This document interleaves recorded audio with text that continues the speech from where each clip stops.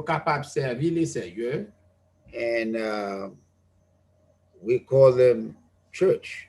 Nous relayons l'église. It's a group of people that God called out. Ils sont un groupe de peuple que les seigneurs relais pour sortir dehors. Those call out people are families. Moun sa yo que les seigneurs appelé yo relais famille. And the ministries of God are responsible to teach those family how to conduct themselves as family. Ministère bon Dieu est en responsabilité pour enseigner famille sa yo comment pour comporter tête yo étant famille. And we don't just tell people go get married and have children. That's not enough. Nous pas dit moun na aller al marier fait ti moun, ça pas suffit. It's not enough just to get married and tell somebody I love you love me. You know it's a joke. That's not real. Et pas seulement ou dit moun nan que moi même tomber d'amour pour moi même tomber d'amour pour moi et puis pour nous marier, ça son jouet. You know it is not real. You don't love each other. Nous connaissons que li pas réel, nous pas aimer yon l'autre. By the way, I'm going to say this to you. If you never heard me say it, I'm going to say it tonight. En un mot, je vais dire ça ou même, si pas jamais entendu dire ça, je vais répéter ça à soir là. When I saw my wife, L'aime te ouais madame moi, I didn't love my wife. mais pas aimer madame. It wasn't my wife that I loved, C'est pas madame moi te aimer. but I love myself. C'était peut-être pas moi te aimer. You know I'm telling the truth. You act like you understand the truth. It's not a woman that you like.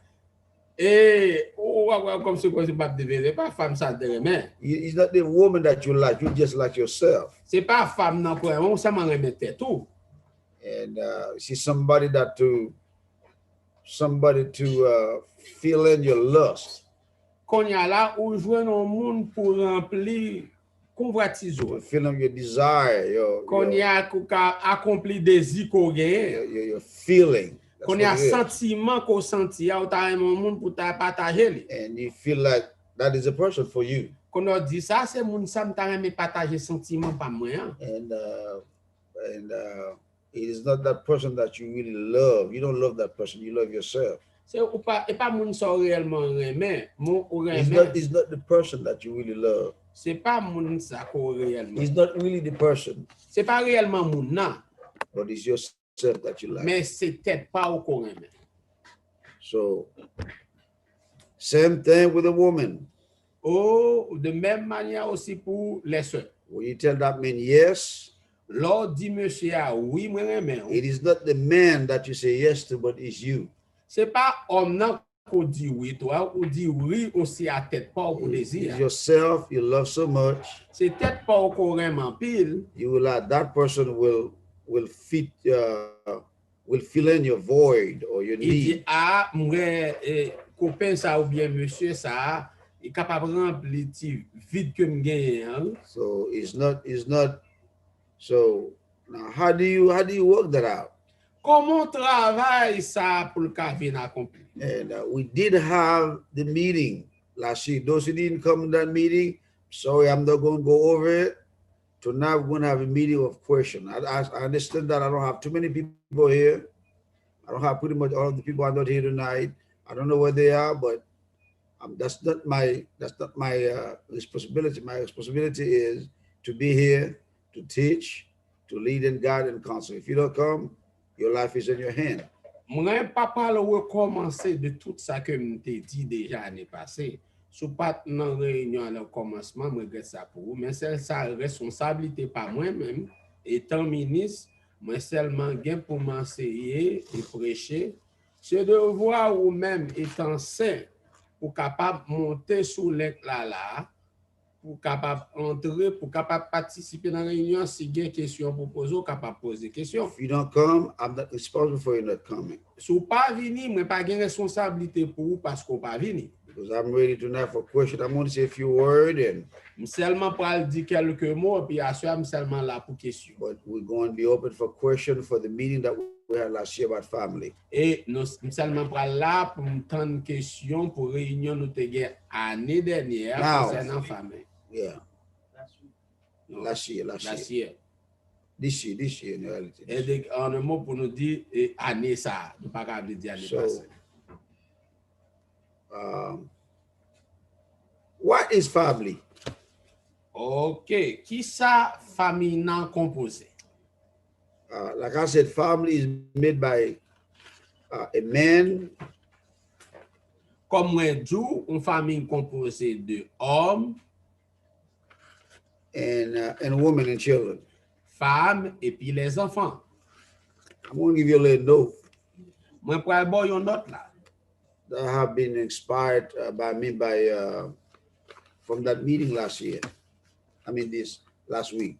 Qui t'aime de ça m'pral bon note ça qui inspiré moi de réunion qui t'est passé semaine dernière. And I tried to say it, but I don't think they got it. But I'm going to say it to my people here. M't'a essayé dire même pas quoi surprendre.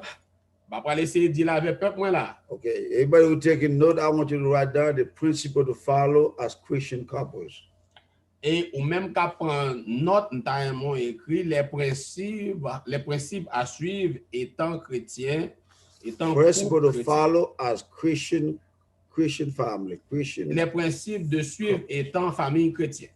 And you have all of this basic about how to start a relationship. Nous connaissons toute et partie de base de comment on est capable de commencer une relation. You all have it, you know it. I've been teaching it to you for years, and Nous tous gagnons, nous connaissons que m'enseigner ça nous-mêmes pendant des années. every year I make sure that I renew them to you again. I teach them to you again. Chaque année que moi fais ça, que moi renouveler ou que moi réenseigner là ou même encore. To make sure to remind you. Non, ça pour qu'à fort retourner dans mémoire encore Not pour to songer. forget. Pour mettre ça dans mémoire pour pas oublier. And I'm one who believe as a minister Moi-même c'est un qui croit étant ministre that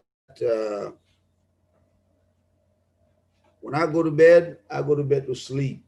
Moi-même son ministre qui croit que les mal dans cabane pour me capable dormir. Before I go to bed, I make sure I pray for you. Avant mal dans cabane fait sûr que me prier pour vous.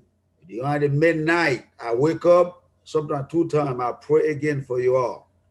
Dans mi-temps nuit là parfois me réveiller 2 fois manquer mal comme prier pour nous-mêmes encore. And early in the morning, before I leave the house, your name also come before the Lord in my mouth again. I always bring your name again. Très bonne heure avant que me lever pour m'entrer dans activité personnelle pam, moi agenouiller encore pour me présenter non nous devant les seigneurs. I do not put people together to fight and wake me up at 3 o'clock in the morning. Oh, Brother Dion, my husband is killing me. My wife is killing me. Come run and save me. Rush and come here to save me. Moi pas mettre moun ensemble pour capable relem 1 heure ou bien 2 heures du matin cap dit pasteur Douyon pressez vite mais tête fois à partir ou bien tête soit à partir 1000 heures pour le tuer. There you go. That's what I'm talking about, baby. I don't do things like that. Moi pas faire les choses comme ça. That's the reason why I'm very careful. C'est ça que fait moi faire pile précaution. Very careful. Faire pile précaution. Before I pronounce a blessing on anybody. Avant que me prononcer bénédiction sur n'importe monde. And I make sure you understand the principle of marriage from every end. Moi faire sûr comprendre les principes du mariage dans tout aspect de droite à gauche. All right. I want you to take this, the principle to follow as Christian family, as a Christian couple. Vraiment, nous prenons ça, le principe de suivre étant famille chrétienne. And there's 2 great laws in marriage. Il y a 2 grandes lois dans le mariage. What I teach Ça que m'enseigne.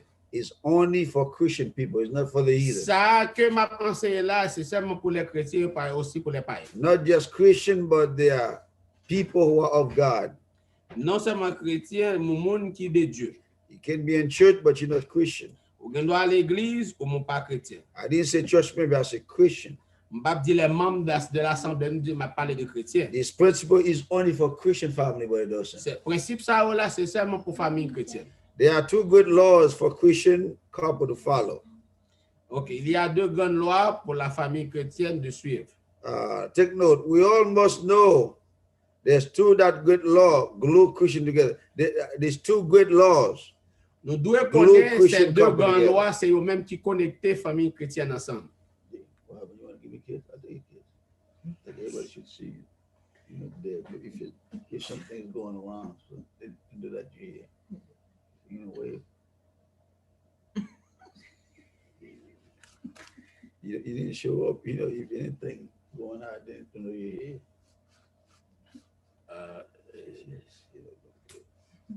All right.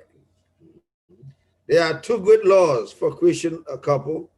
We all know that we almost know these two good laws. That's one of the problems that we're facing in Christian family.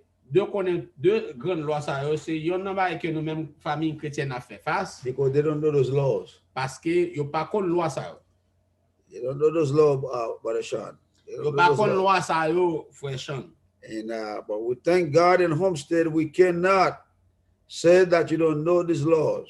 Et nous dit bon Dieu merci pour Homestead, nous pas capable dire que nous pas connait loi ça. You cannot say that those laws have not been taught to you. Ou pas ka dire que loi ça yo pas enseigné à ou même. You cannot say that I'm responsible for you in that area. Ou pas ka dire que ou responsable pour ou dans zone ça. Because I want to make sure that you know them.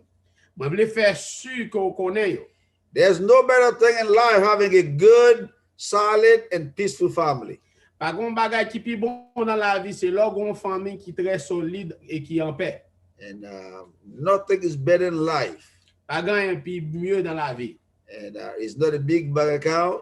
C'est pas gon un gros compte en banque. It's not a big home, Brother Basil. C'est pas une grande maison qui est liée, frère Basile. It's not just a job making thousands of dollars. C'est pas un travail que tu as fait des milliers de dollars. It's not being a president of the United States. Et pas être président des États-Unis. And it's not even being in church. Et pas même quoi ce que l'église. It's not just even being in the body of Christ. Et pas même dans le corps de Or Jésus-Christ. you can't be in the body of Christ, you're still miserable. Ou capable toujours dans le corps de Jésus-Christ et pour toujours misérable. Nothing better in life, knowing that you have a family, that family in harmony, everybody working together, everybody stay together, love each other, everybody know their place. Et pas grand plus vieux dans la vie que vous connaissez une famille qui est en harmonie ensemble, tout le monde en place, tout le monde a fonctionné bien. And these are two good laws. Il y a deux grandes lois ça. I want everybody to run with me in Ephesians 5, verse 22. Moi, t'as aimé tout le monde garder ensemble avec moi dans Éphésiens 5, verset 22. Ephesians 5, verse 22. Et Éphésiens 5, verset I want 22. a good reader to stay here and read for it because I cannot read. T'as besoin d'un liseur biblique pour lire ensemble avec moi, c'est pas capable de lire. There was a brother in our church one time, he said that I don't know how to read. He might have a good point. Et t'es un frère dans l'église, on l'a dit que ça, on va qu'on lit. Maybe I Je could sais go- qu'il y a un bon point, ça le dit. And if he was here right now, he really would say, I don't know how to read. Si t'es là, qu'on est réellement dit, pas qu'on lit. Because in reality, right now, I can't even see what I'm reading. So, On va yes. se dire, besoin liseur biblique. So, It says, Ephesians 5, verse 22, this is the first law. That first law goes for woman. it says, Première loi qui allait pour la femme. wives, submit yourselves unto your own husbands as unto the Lord. Wives, submit yourself to your own husband as unto the Lord. Dans Éphésiens 5, verset 22. Wives, submit yourself to your own husband as unto the Lord.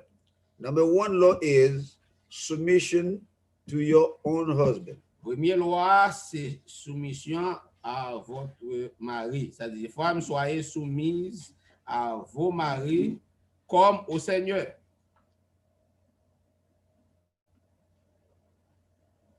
And that's one of the dirty words today for women. C'est un mauvais mot. Yes, a dirty word today for women. Son mot ça, je dis à pour chrétien. And submission Soumission.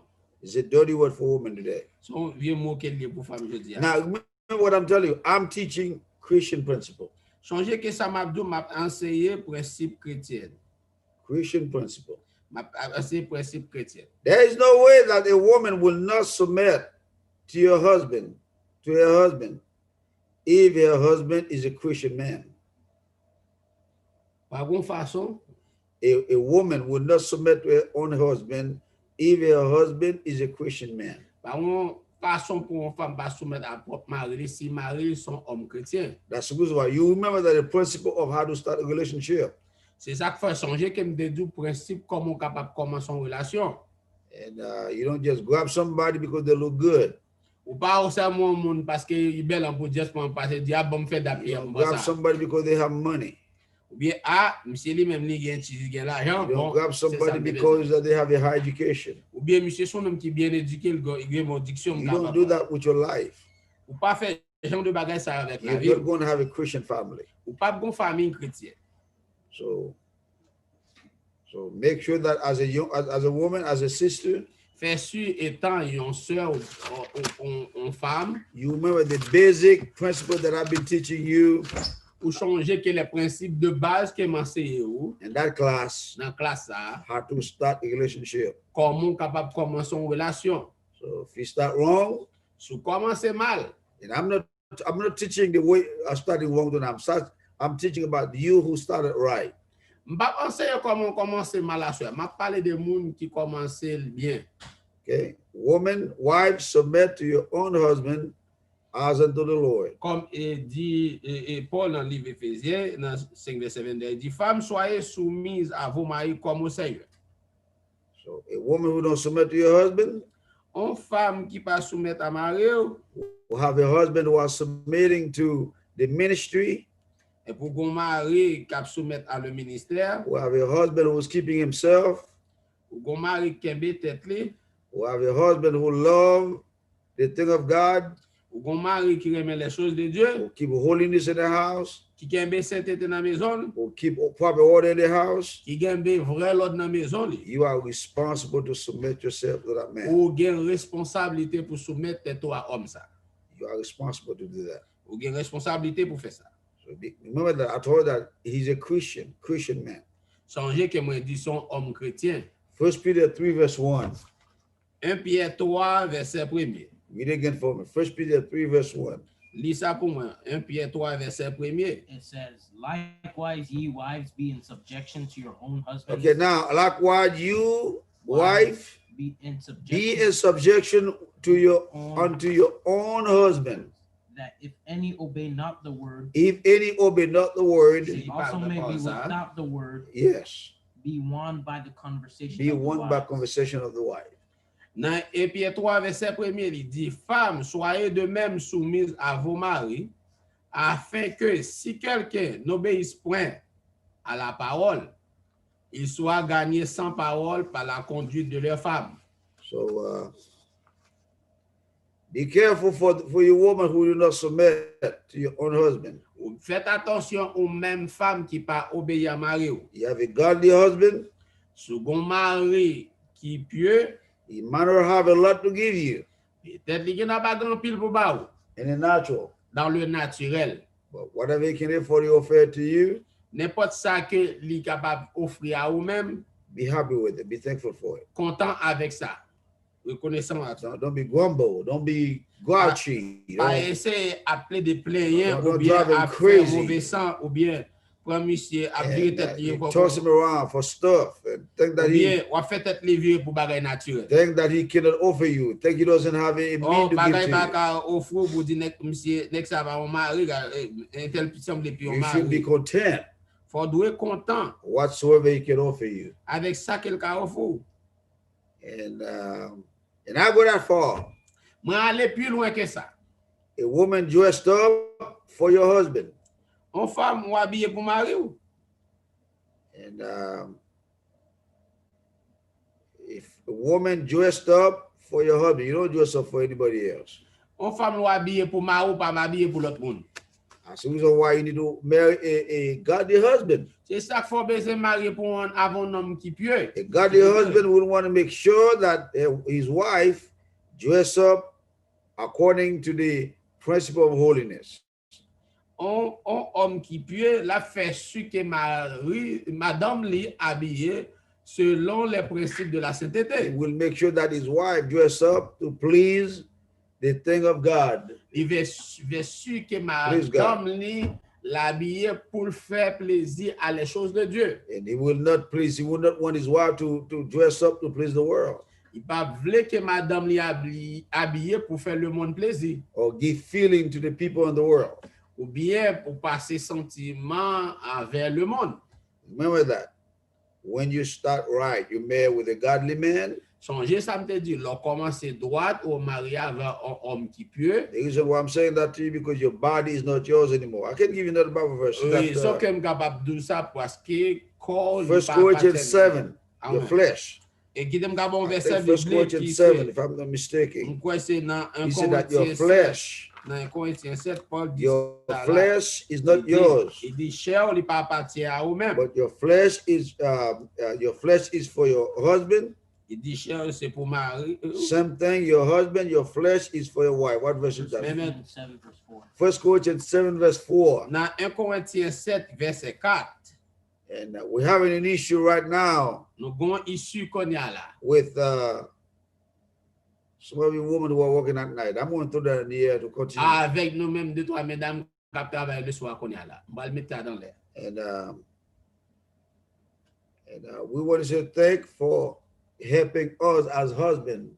Nous voulons dire merci parce qu'on a aidé nous comme mari. In reality, you shouldn't even be going to work, En réalité, on pas droit le travail. according to the teaching of the Bible. Selon l'enseignement de la Bible. But because of the situation of life, À cause des circonstances de la vie, we agree for you to help us. That's fine, you help us. nous d'accord avant pour aider nous. Oui, ça a un problème pour aider nous. But at the same time, you don't have that much right to destroy your flesh, Au même moment, aussi bien, ou pas un droit ça tout pour détruire chair. because your flesh belongs to us as men. Parce que chair lui appartient à nous-mêmes étant hommes. The way you destroy your flesh is not by not sleeping. La façon qu'on a détruire chair, c'est l'on pas dormi. When we tell you as a husband, honey, I like you to go to bed, you better go to bed because you belong to us. Les nous disons étant madame nous dit chérie, elle monte qu'à bonne coucher, mais c'est pourquoi elle monte qu'à You might think it is a little too much, but I'm telling you, you belong to us. C'est ça trop pour mais nous-mêmes parce qu'on appartient à nous. You belong to us. We have the right to tell you, honey, I'd like you to go to bed if you don't mind. Dans même pour tendre nous pour dire chérie, dans espère ou dans cabane sous pas ça va. Because nobody want to lose their wives. Parce que pas que personne qui veut perdre madame. Nobody wants their wife to look, a young wife in your hand to look very old. Pas que personne qui une jeune madame nan puis madame nan vinn sans grand monde. Not sleeping will cause you to lose your strength. You're gonna look very old on the outside. You're gonna be worn out. Manque de sommeil qu'a fort vinn perdre force ou commencer vinn vieillir et puis au dehors tout va pas ressembler comme ressemble grand. No man want to see that. That's my wife. That's your wife. We Pas don't want that. aucun homme qui veut ouais ça, il dit ça c'est madame pas. You're gonna have heart failure. Ou pas de problème cœur, You're gonna have cancer. ou pas de cancer, You're gonna lose your teeth. ou perdre des dents, You're gonna lose your kidney. ou perdre des reins, High blood pressure. ou avoir You're tension, gonna be graded. ou commencer venir You're gonna be wrinkled. ou venir commencer grand pli, You're gonna have what you call that Alzheimer. ou pas faire Alzheimer. You know, we do have the right to say that's fine. You're going to help us, but you need to go to bed. Nous gagnons droit ça qu'on nous dit que oui, on va aider nous c'est vrai mais c'est les bois dans cabane. So read that 1 Corinthians 7, verse 4. Lis 1 Corinthiens 7 verset 4 là pour It nous. says, the wife hath not power of her own The body, wife has not power of her own body, Il dit la femme n'a pas autorité sur son propre corps, but the husband. but the husband. mais c'est le mari. And likewise also the husband hath not power of his own body, but the wife. Let me get to the husband. I will talk about that. Et pareil, le mari n'a pas autorité sur son propre corps, mais c'est la femme qui te vient qui te montre dans le mariage. So this is a dirty word for women. The word submission. They don't know it. Son vieux mot aujourd'hui allié pour femme, un mot soumission.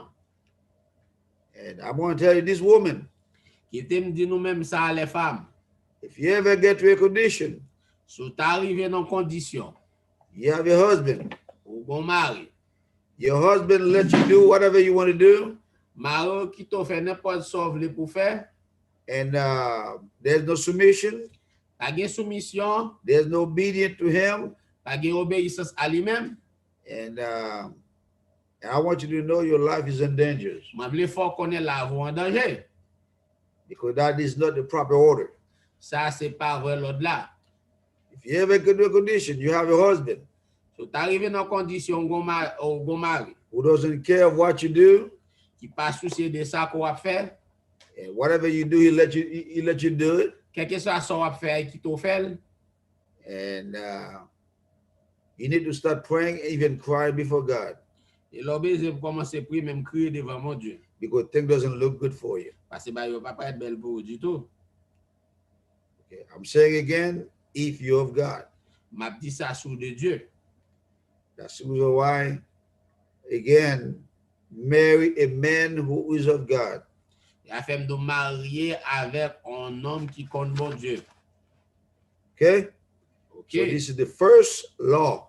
Ça, c'est première loi. Every one of you want to know about married couple and the body of Christ. Tout nous-mêmes qui t'a aimé connaître concernant couple marié. All right, the second law is, Deuxième loi, c'est, now before I go that far, let me have the Bible verse that he that found a wife find the good things. et qui, même pas ça, ça, nous connaissons proverbe, ça, nous. Yeah, he said, he that found a wife, he found a good thing. Il dit, au monde qui vient en femme, He's not a woman, but a wife. c'est pas madame, non, c'est You femme. can have a woman, but you don't have a wife. Ou gen doit gon femme, mon pas gon madame. I've seen a lot of men, they have a woman with them, but they don't have a wife. Gan pile homme, yo gon femme ensemble avec, mon pas gon madame. A Christian man, when you're married, you need a wife. Homme chrétien, l'homme marié, besoin d'une femme. You don't need just a woman. It was Proverbs 18:22. 18:22, that's right. Proverbe 18, verset 22. Let's read that.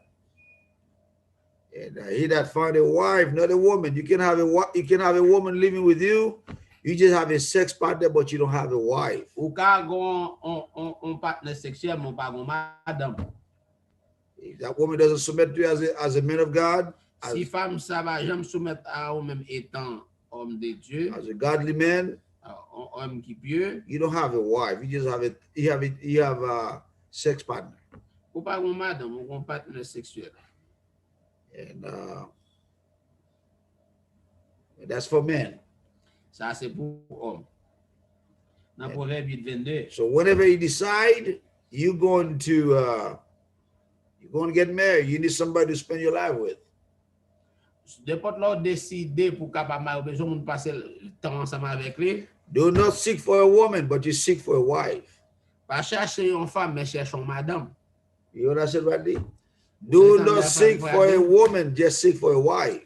Pas chercher une madame, mais chercher une femme. Pas chercher une femme, mais chercher une madame. And so the next law, the second law is, you find it Ephesians 5, verse 25. Et deuxième loi, on va venir dans Ephésiens 5, verset 25. I want everybody to pay attention to this.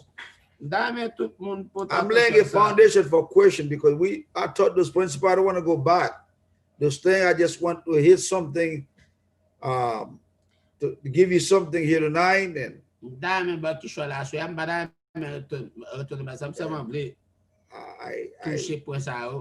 Ephesians 5, verse 25. Dans Ephésiens 5, verset 25 là, It says, husbands, love your wives. Listen to this. And when he say he that find a wife, find a good thing, talk about the husband, a man. même j'ai dit dans Proverbe 10, verset 22, un monde qui femme, qui trouve une femme, il trouve un bonheur. He find a good thing. Ils ont un bonheur. A wife is a blessing. Madame, son bénédiction.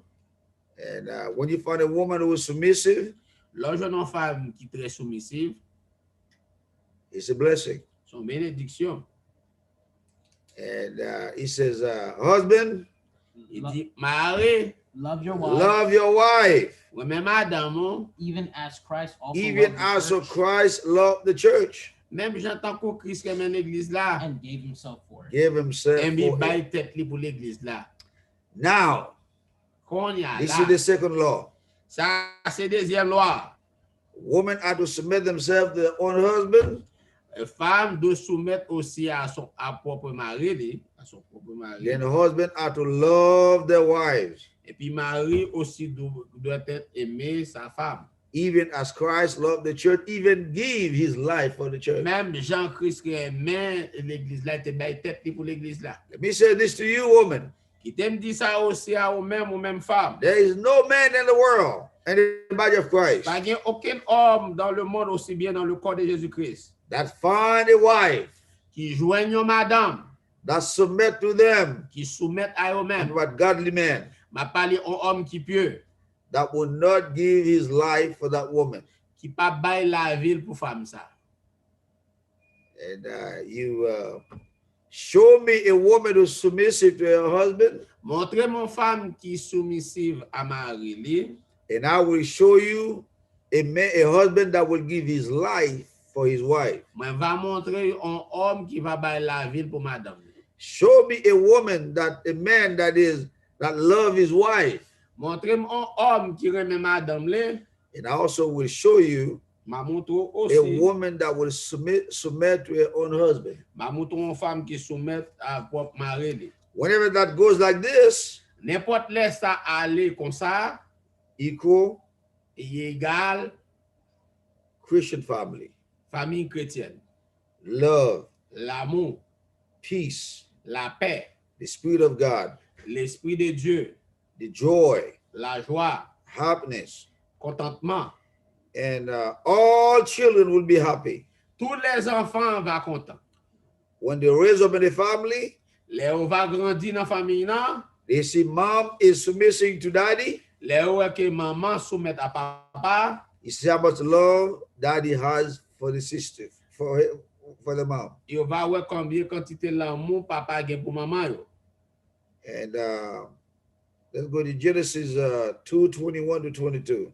On allait dans Genèse 2, verset 21 à verset 22. It says, and the Lord God caused deep sleep to fall upon The Lord Adam, called a deep sleep fall upon Adam. and he slept. He slept. Adam fell to sleep.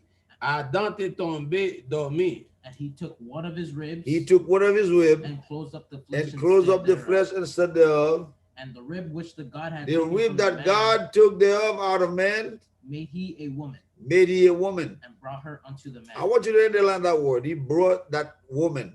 Mando soulier mon ça li mène femme nan à homme ça. Dans Éphésiens 2 verset 21 à 22, il dit alors l'Éternel fit tomber un profond sommeil sur l'homme qui s'endormit, il prit une de ses côtes et referma la chair à sa place. L'Éternel Dieu forma une forme de la côte qu'il avait prise de l'homme et il l'amena vers l'homme. L'amena. Brought her to him. Brought her to him. Et soulier ça, il dit que il mène à homme. I want to make sure you underline that. Make sure you underline that. I'm not going to go over that too soulier much. partie ça que Dieu et il l'amène vers l'homme qui fait Dieu lui mène femme à So homme. where was the rib? I thought the rib was by his side.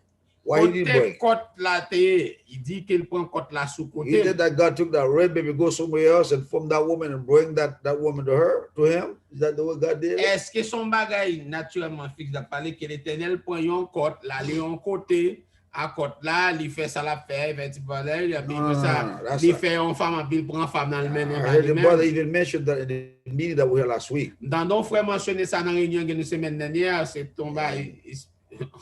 He said it, but I wish I could say something on that. So Il dit ça même, esprit me décade dit qui choisit sur ça. remember that the word rib meant the closest one. Le mot côte signifie monde qui pi près à vous là. Your wife is the closest one in your life. Et madame c'est monde qui pi près à vous dans la vie. She's the one who will know your witness, your C'est madame non witnesses. qui a connaît faiblesse ou.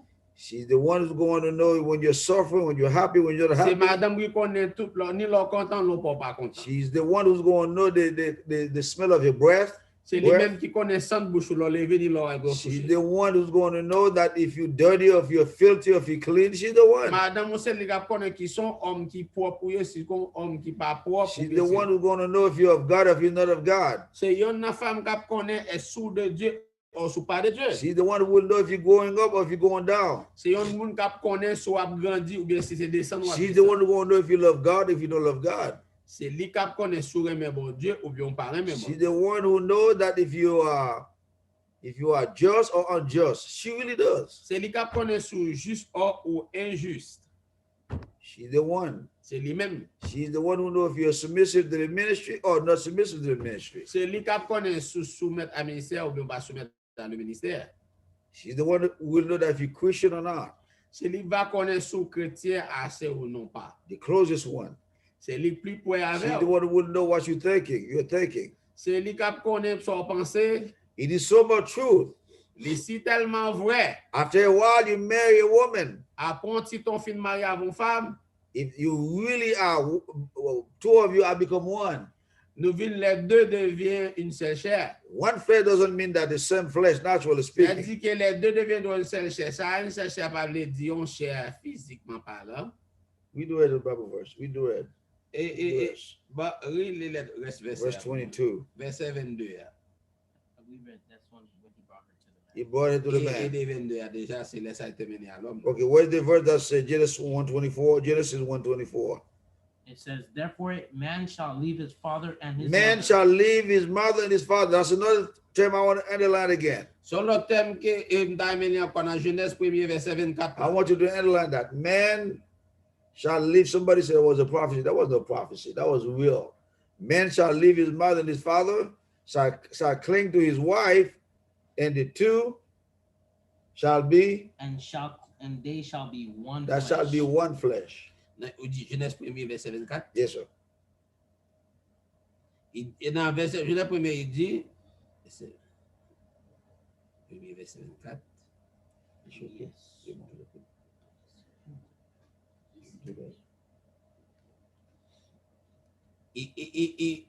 Dans Genèse 1er verset 24, là, il dit que la terre pour des animaux selon l'espèce. No, Genesis 1 verse 24. Genesis 2, verse 24. C'est Genèse 2 Genesis 2 verset 24. I'm sorry, 24. Genesis 2 24. C'est Genèse 2 verset 24. Il dit c'est pourquoi l'homme quittera son père et sa mère, s'attachera à sa femme, et ils deviendront une seule chair. They become one flesh. Ils viennent devenir une seule chair. Okay. So being one with somebody is a process. Devenir une seule avec comment son procédure qu'elle Something has to become son bail qui vient devenir, is a long process. c'est-à-dire que son procédure qui est très long. It can be done.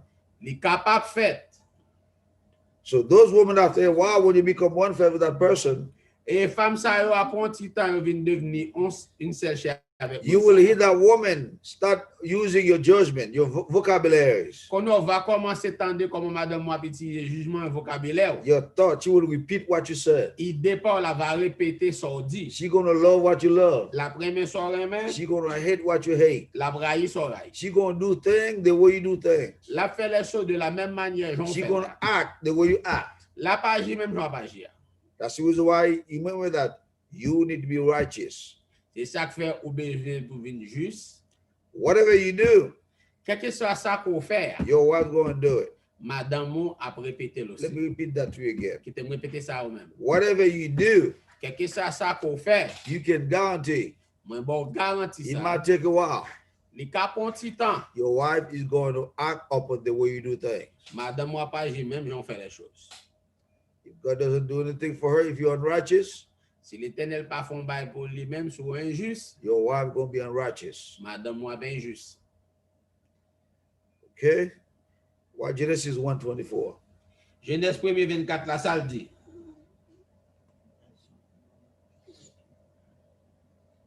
It says, and God said, let the earth bring forth the living creature after his kind, OK. cattle and creeping thing and beast of the earth after his kind, and it was so. It was so. Mais qui ça l'Éternel dit? Dieu dit que la terre produise des animaux vivants selon leur espèce, du bétail, des reptiles et des animaux terrestres selon leur espèce. Et c'est la fit ainsi. All right. I think next verse is something I don't want to go over that. There's a reason I read that Bible verse for you. Leave it there. I'm not going. Moi, lis verset biblique ça pour juste pour qu'un là qui était là. All right.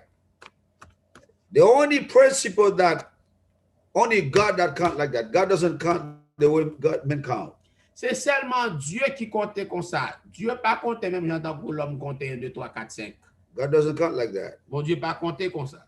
God count 1 plus 1 plus 1 equal 1. Non, mathématique, bon Dieu il dit 1 plus 1 égale 1.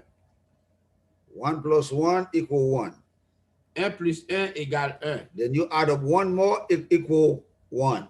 Ou ajoutons l'autre encore, il est toujours égale 1. Then you want to add up one more is equal 1. Ou ajouter un l'autre encore là toujours 1. That's the way God counts. C'est comme ça mon Dieu comptait. Okay. You go in the book of Genesis Soit aller dans le livre de Genèse, with all of those 7 churches. avec les 7 églises, il dit, dans l'Apocalypse. Yeah, Revelation. Dans l'Apocalypse, il y a les 7 églises de l'Asie, il a écrit à l'ange là. Then he always wrote to one person. Là, il dit, écrit à l'ange de l'église, son seul monde, il dit, It's one person. on seul monde. And the church might be about 40 people in the church, in the local assembly. L'assemblée, il y a plus que 40 monde, il dit, écrit à l'ange de l'église de l'Assemblée de It Homestead. might be about 5,000 people in the local assembly. Il y a 5 000 dans l'Assemblée, il dit, écrit à l'ange de l'église de God doesn't count it for 2. Laissez pas compter le boudé, il dit 1. I'm showing you the way God count. Ma montre comment l'Éternel comptait. 5,000 people equal one person. 5 000 monde égale un seul monde. Why God count like that? Because God only recognized the minister there.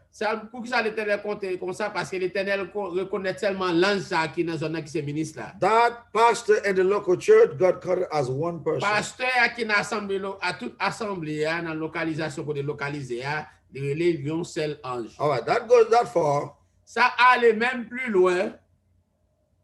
That the book of Revelation 12, Dans le livre de l'Apocalypse 12, you all know that chapter. nous tout compte chapitre ça, There was a woman that appeared in heaven.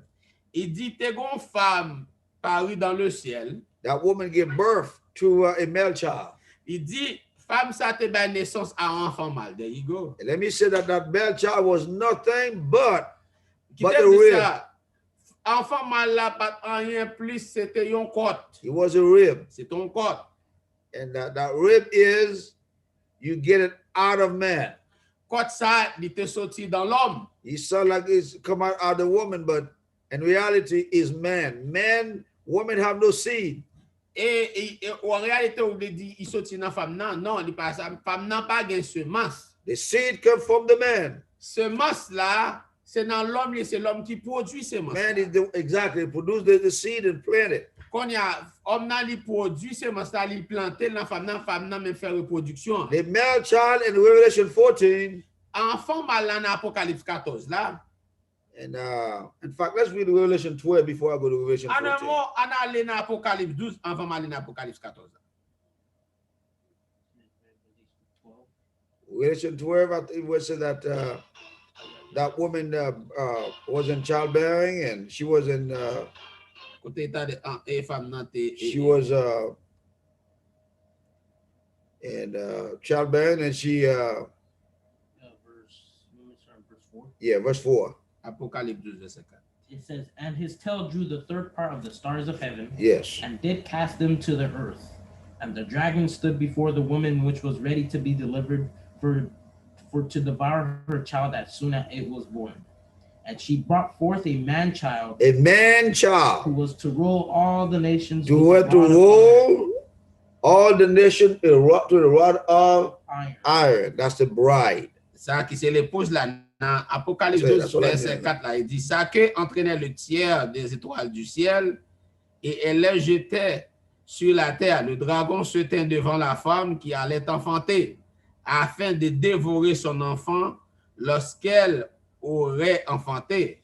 Elle enfanta un fils qui doit paraître toutes les nations avec une verge de fer. That is Et son enfant fut élevé vers Dieu et vers son trône, that's the bride of Christ. qui est l'épouse de Christ. Revelation 14, Dans Apocalypse 14, là qu'on y a là, yeah, verse 1 and 2, I believe. verset 1 et 2, He said, "Look and lo, And I looked, and and I behold, look and lo, a lamb stood on my a side lamb stand to the Mount of Zion with a hymn within 144,000, 144,000, having the Father's name having the written Father's in their name foreheads. written in their forehead." il dit dans Apocalypse 14, verset 1, il dit, je regardais et voici l'agneau se tenait sur la montagne de Sion et avec lui 144 000 personnes qui avaient son nom et le nom de son père écrit sur leur front. It's not a language again. Ça, un autre langage encore. 144,000 144 000 personnes, ça là. or men, one man child, Ou bien Revelation enfant 12. là, dans Apocalypse 12 là. or a rib. Ou bien yon côte. A rib, Côte. they all mean the same thing, one person. Et il y a même signification dans l'autre forme. Tout c'est même monde. It's equal one. C'est 1 égale 1 égale Jesus 1. Christ with his bride, Jésus-Christ qui va paraître avec l'épouse li, his wife, his bride will be one with him. et l'épouse là va faire yon seul ensemble avec lui. They're going to be one with him. They're not going to be two. Yo va son seul, yo va prendre deux. So that's the reason why God is so interesting in family like the way he does. Et ça fait mon Dieu si tellement intéressé dans la famille. That's the reason why if your marriage is healthy, Et ça fait si mariage joue en santé, church is healthy. l'église là va en santé. If your marriage is in harmony, Si mariage joue en harmonie, church is in harmony. l'église va en harmonie. If your marriage there's order in it, Si mariage joue l'ordre là-dedans, church will have order. l'église va gen l'ordre. If your marriage there's love, Si mariage joue l'amour, church will have love. l'église va gen l'amour. Remember that marriage is designed to make you holy. Songez que mariage est désigné pour capable aider rester saint. It is not made for you to be happy. Il n'est pas fait pour te faire content. And remember what I teach you all. Songez que ça que nous avons enseigné nous-mêmes. I've taught you. Moi enseigné nous. When you take somebody's son Là pour un petit garçon moun, as a husband unto you, comme étant marié à vous-même. same thing when you take somebody's daughter as a wife unto you. C'est même pas genre là pour une petite fille au monde comme une madame. You don't. That man is not your slave, Homme ça il pas esclave and that woman is not your slave. et puis femme ça tout il pas esclave tout. Number one, God only allow you to use his or her flesh. C'est seulement premièrement Dieu seulement bonne chance pour capable utiliser chair. But as far as the soul is concerned, you have no authority over the soul. Aussi bien pour nam li ou pas gain droit sur au nam li. You're only there to help that person to get to his or her destination. Ou seulement là vous gain femme ça là pour mener lui-même homme ou bien femme à destination côté You visuel. cannot disturb. Ou pas capable détourner li. You cannot do things to disturb that person. Ou pas capable faire rien pour détourner moun ça. Because one of the worst things that can ever happen to somebody, Bagay ki pi mal qui va priver un monde. marry the wrong person. L'homme marié avec un mauvais monde. A man who call yourself a husband, Un homme qui les têtes les maris, your duty is to cherish, devoir c'est pour enchérir, to protect, pour protéger, to provide. pour capable prendre soin, faire provision. You should always be in front. Faut toujours même tout dans première position. Anything's going to happen N'importe ça qui va le passer, to hurt your wife, capable faire frapper madame, you should be up front. Somebody going to get hurt is going to be you, c'est ou not your même wife. capable en premier, si gon moun gen pour frapper, c'est pour frapper avant. Your wife should not be lifting up any heavy things in the house. Madame ou pas doit pour la lever aucun bagay lou dans maison hein. Like any heavy stuff, like if something to be done. Imagine that I've seen some woman on top of the roof fixing roof while the husband is sitting Imaginez down. moi une femme sous tête Kylie, c'est même qui a rangé toiture Kyla puis Mariam m'a dit chérie, fais droite, fais gauche. Et puis madame c'est ici même qui The woman is out a there rangé. washing her car while her husband is sitting Pendant ce down. temps, madame n'a lavé machine, Mariam m'a dit qu'elle rose. The woman is changing all that the man is sitting down. Ou bien madame n'a c'est qui a changé l'huile dans la machine. To me, that doesn't make any sense to me. Pour moi-même, il pas fait sens. And I'm going to say this to you. Moi dis ça ou même. There are things I want to say, but I see some children here. It might be hard for me to say those things. So, Quelqu'un m'a dit moi quelques petits moun là et il m'a dit ça. and that relationship, Dans relation ça, you need to carry burdens. ou besoin pour capable porter fardeau. Carry your wife burdens. Porter fardeau madame mon frère. Anything that is too heavy for your wife, you stay here. I'm not talking about that. I'm not going to say this thing. You can stay. Ou capable. Anything that is too heavy for your wife, you put it on your shoulder yourself. N'importe ça qui toi pour madame vous mettez sous dos même. For example, Par exemple, if it's too much for your wife to clean, you clean. si madame ou ba la trop pour le nettoyer, ou même nettoyer ta garçon. And if it's too much for your wife to wash, you wash. Si madame ou ba la trop pour laver, ba ka laver ou même laver. That's one of the things I don't believe in dirty house. I'm very sorry. Y en a ba que m'ba quoi dans kay ki sale. I don't believe in going to sleep with a bunch of dishes in the sink. M'pas comme m'a pral dormir puis gon paquet assiette dans sec là pas laver. I don't believe in going to sleep with a bunch of piece of food on the floor where you stay. Bien m'a pral dormir pendant puis gon paquet manger à terre. I don't believe in going to sleep where the stove is messed up with food all over Ou it. bien m'a dormir puis rechoir gon pile crasse manger sur lui. I don't believe going to shower and the dirty sink. Ou bien m'a pral bain Tub. et puis dans tub là I don't believe in brushing my teeth in the dirty sink or glasses. ou bien mirror. pas quoi pour m'a pral brosser dents ou bien m'a pral laver figim non cinq côtés qui Or ça. the kitchen, I mean the toilet bowl is dirty, all Ou bien mildew all over it. ou bien toilette là ou limon levé tout autour. I don't believe in this kind of thing. Moi pas quoi dans bail ça. And if your wife is working, Si madame moi travaille, is helping you, la pédo, you go right ahead and do what you have to do, clean up. seulement aller faire ça pour faire nettoyer. And if she doesn't, she has too much to she work and come home and clean and this kind of Madame stuff. nan, on se travaille fatigué, il pas qu'à get temps nettoyer ou même nettoyer. You clean yourself. Ou même nettoyer garçon. She's helping you.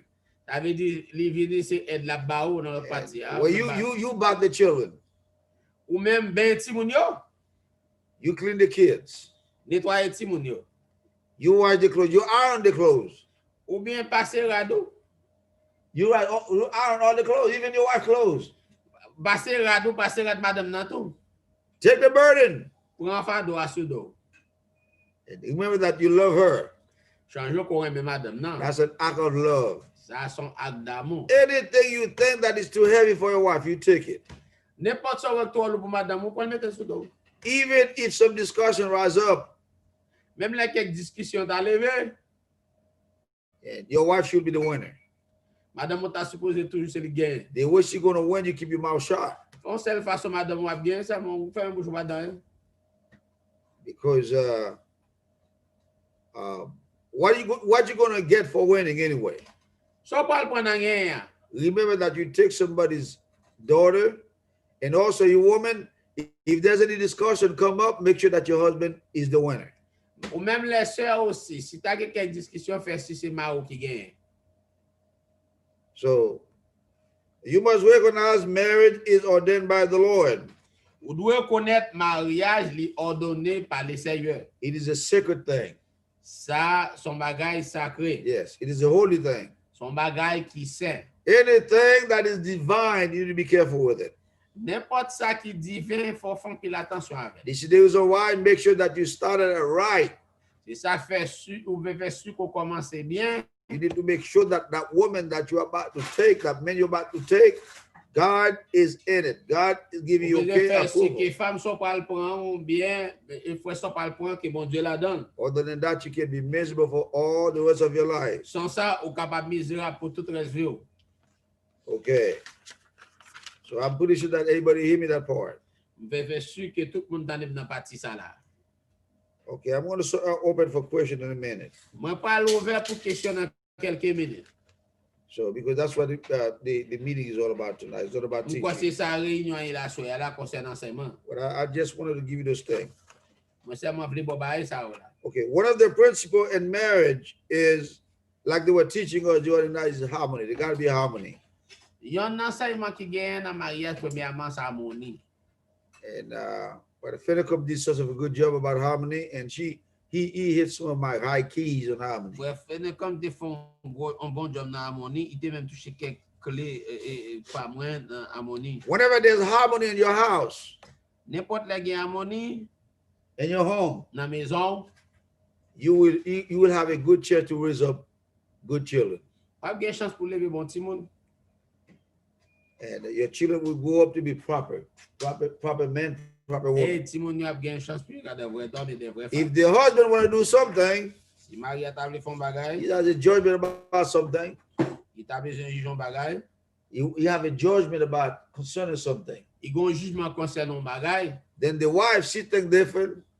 Madame n'a pensé différent. She refused to cooperate with her husband, Il refusé pour coopérer avec Maria. a godly husband. Remember what I said again, godly husband.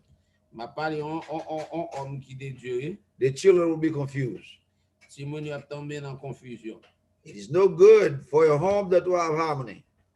Il n'est pas bon pour une maison pas harmonie. And harmony, I'm going to say this, we have our band in Homestead.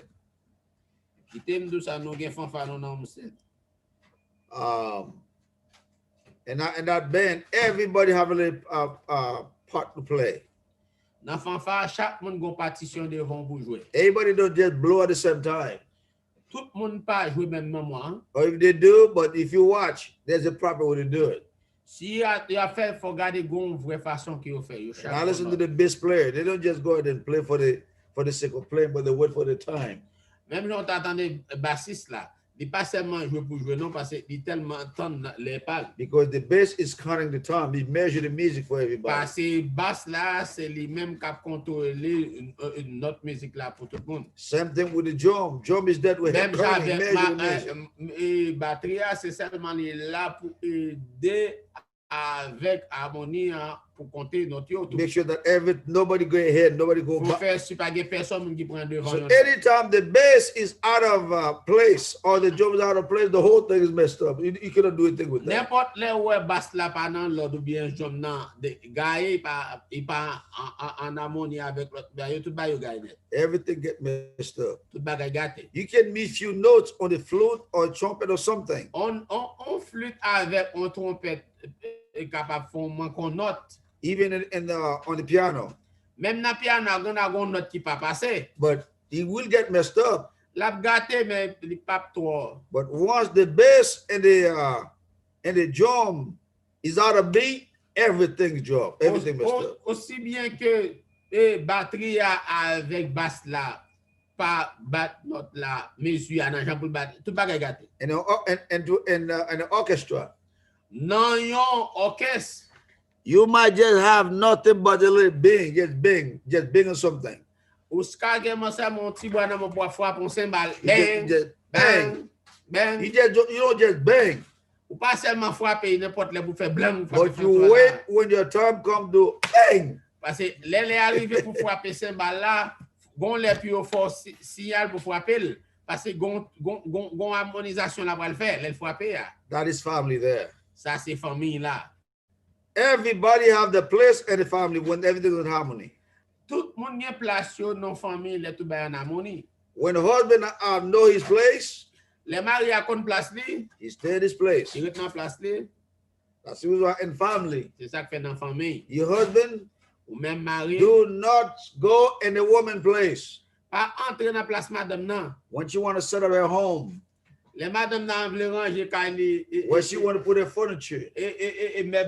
À gauche, même what you want to hear your pictures. Anytime, every once in a while, those women turn everything around. À chaque moment, femme nan dit non, je dis on va mettre photo sur la gauche, vers la gauche, non, va mettre vers la The droite. only thing that we are responsible to do, but c'est ça la responsabilité nous même étant homme. Of men to do, but the question is, where do you want it? Et c'est moi pour dire, oh, qui va vouloir me clouer. We don't have the right to say no, don't do it. That's the home. Non, pas mettre là, non. C'est moi dire, quand on veut mettre. And let them do that thing in their home. She want to turn the bed inside, that's her bed. Si madame m'a dit, ah bon, semaine ça c'est tête en bas, mettre carbone pour nous coucher, et carbone, et tête en bas. She want to decorate her room away and blessed be the name of the Lord. Si elle dit qu'on se coule ça la belle chambre, ou même vous va gagner pour faire, c'est pour quitter le faire. We have no right to tell them what to do. Nous pas gagner pour nous dire c'est comment pour décorer chambre. Anytime we go on their way to do that, n'importe là nous venons sur chemin pour nous dire nous va faire comme ça. Is a threat we taking the place. Son menace comme si n'a point place yo. We are out of place. Nous perdons place non. So when men know their place, les hommes qu'on place les, the duty of a man is to love, devoir homme c'est pour aimer, protect, protéger, provide, prendre soin, guide, guider, cherish, enchérir, uphold, lever, and then teach.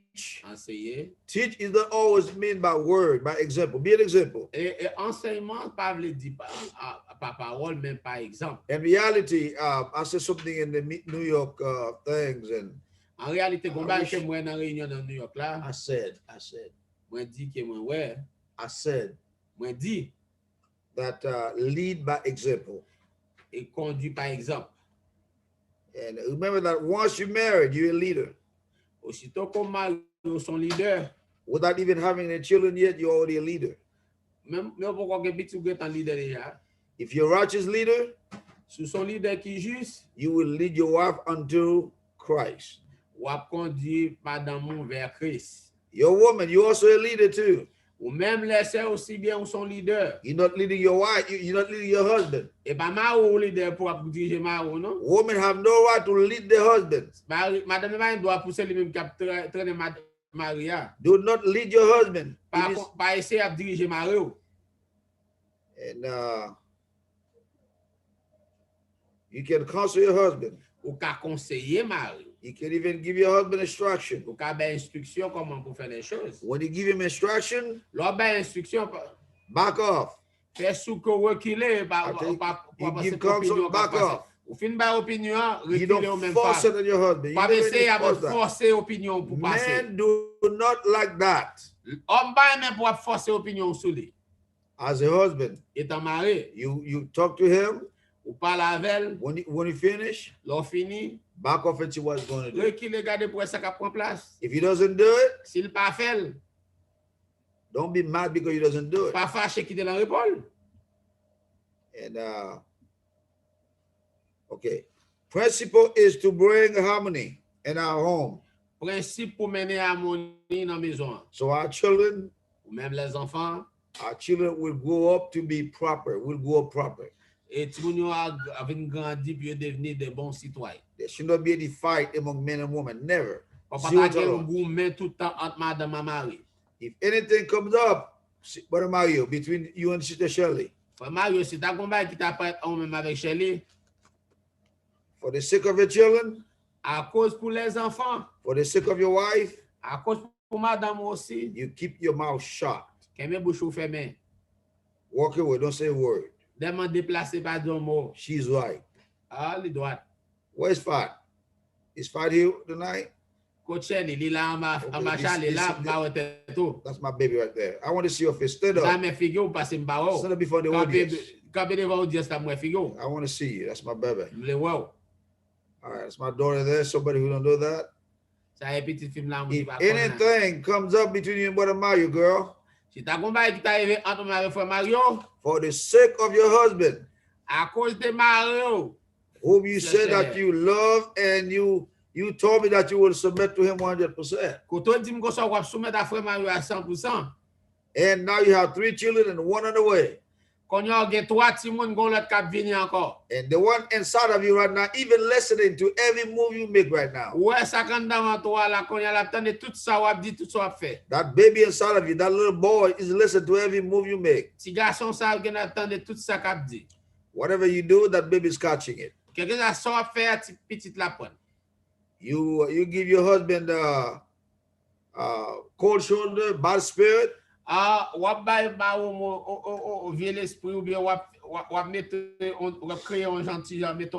set up the channel for the baby to be born in my child. You're gonna be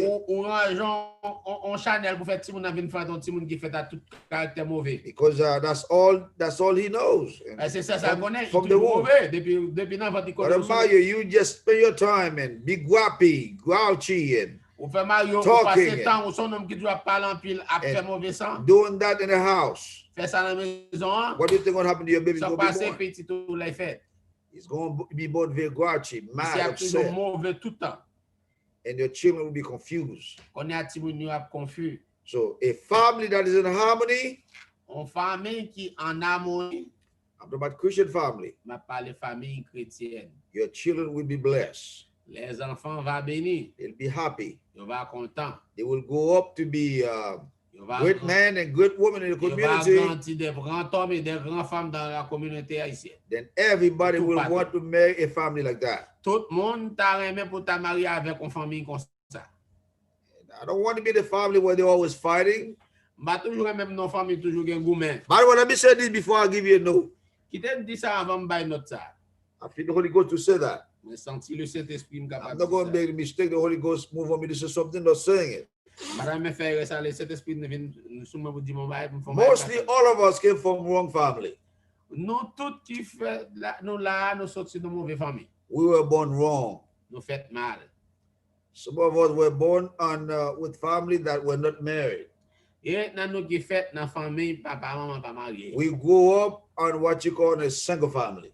Nous fait non famille côté papa pas dans Some of us grew up with mom, some of us grew up with dad, and some of us with auntie. Avec maman, papa, it's very bad, most all of us.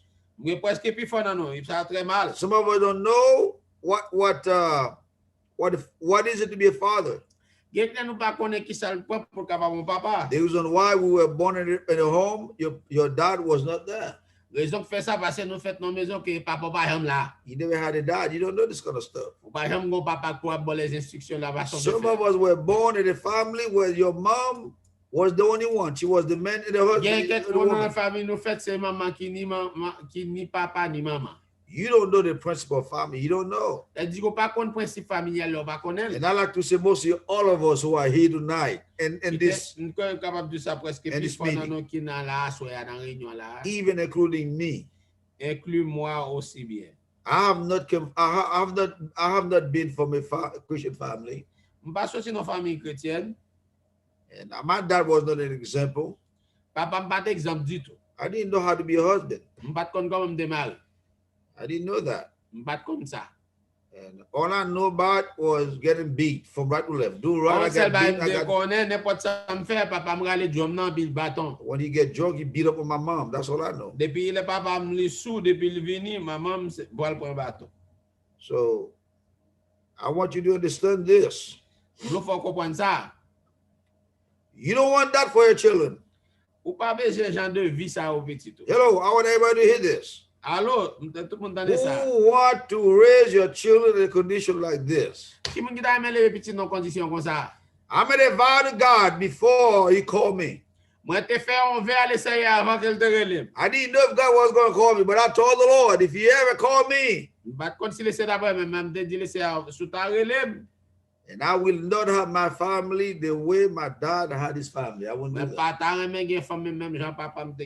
I will not raise my children the way my dad raised me up. I want to make sure that my children will be shaped. So anytime you have godly family, you have a church to have a godly children. Here's what I mean by that. A husband will do the duty to love the wives. Wife will be submissive to the husband. Children will submit to the mom. They will obey the dad.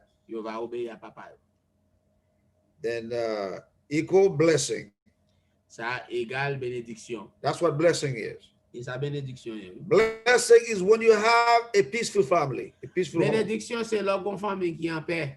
Joy, happiness, contentment. And the Holy Ghost flow in there.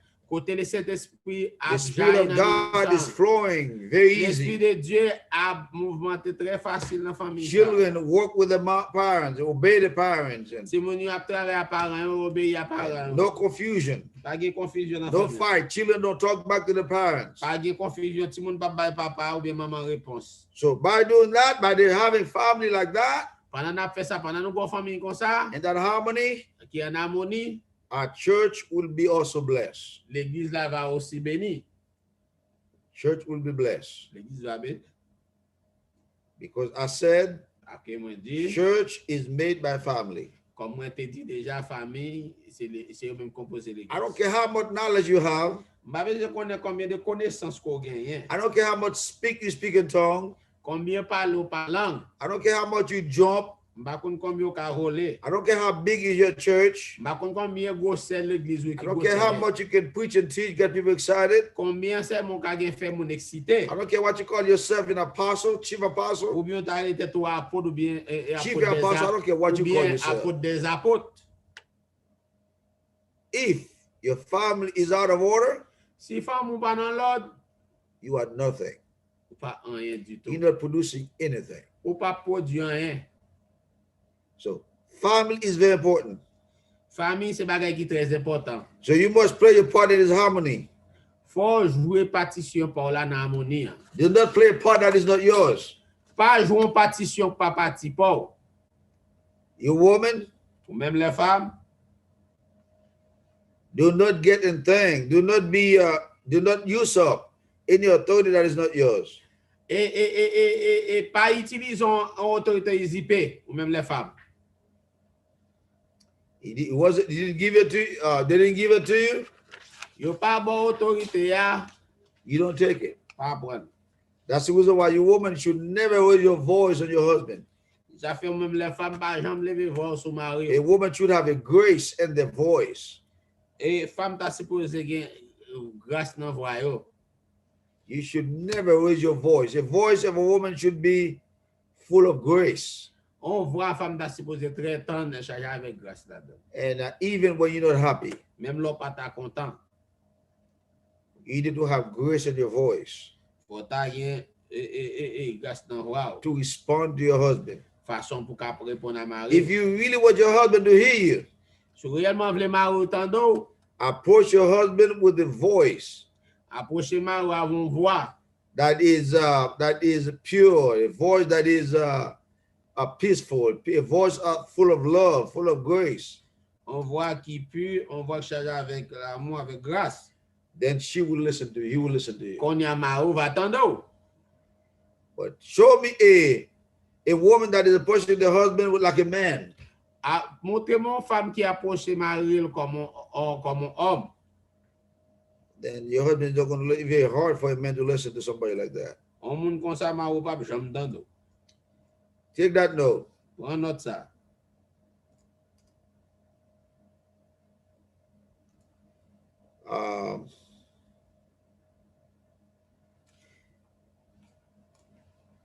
I have that note here. Let me try to get it together. Gen note ça va me essayer mettre ensemble. But I want to give you some Bible verse. Okay, now here's the note. Making time to practice harmony. You make time to practice harmony. Fait temps pour nous pratiquer harmonie. You were not born. You were not born harmonized. Ou pas fait harmoniser. That's something that you will have to learn to do. Son bagay pour apprendre pour venir faire.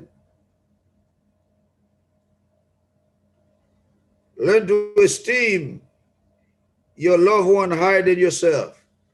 Apprendre pour estimer moun ko remen plus que tête pa. Like I said that to the New York people. Moi me dit ça avec mon. I will give you that principle in a minute. Okay. All right, let's read 1 Thessalonians 5, verse 11. Allons lire 1 Thessaloniciens 5, verset 11.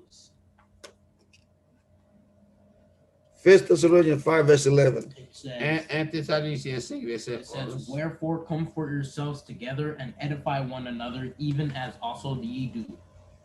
You are responsible to edify and comfort one another. Ou gen responsabilité pour nous édifier et conforter yon avec l'autre. 1 Thessaloniciens 5, verset 11. There are times that your wife is down. Gen kek lè madame moule en bas. There's a period of time in the monthly, in a month that your wife is completely messed up in the mind. Gen kek moment dans mois, madame ou complètement gâté dans pensée li. So as this is said that you need to know woman don't think like men don't think like women. Ça fait très nécessaire pour qu'on femme pas penser tant que homme pas penser tant. Which something I already teach you. I'm not going to go over that. You know that. Comme déjà enseigné ou même pas passer sous ça. So when your husband is down, find a way to comfort that man. Les marons ti gens descendent, je n'ai moyen pour conforter. When your wife is down, find a way to comfort your wife. Les madame ont ti gens descendent, je n'ai façon pour conforter lui. Don't throw rock on him to kill him or kill her. Ou bien pas vrai ou sous lui pour craser pour tuer. And Colossians 3 verse 13.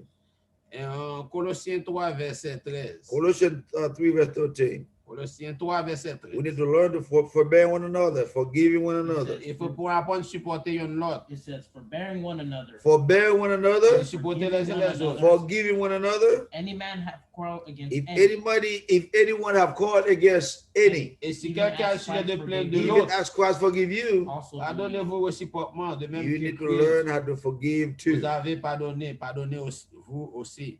And do not keep any grudge as husband and wife. Pas qu'un bé amertume comme mari avec madame. After married for so long, there's something will be said that will hurt your feeling. Après, not keep mari any pour grudge. longtemps, pas qu'un bé aucun amertume avec l'autre. You know the principle that I teach you all. Principe que moi c'est un de nous. You don't go to bed upset with one another. Ou parle dans cabane pour nous fâcher un avec l'autre. And Woman 12 verse 17. Romains 12 verset 17.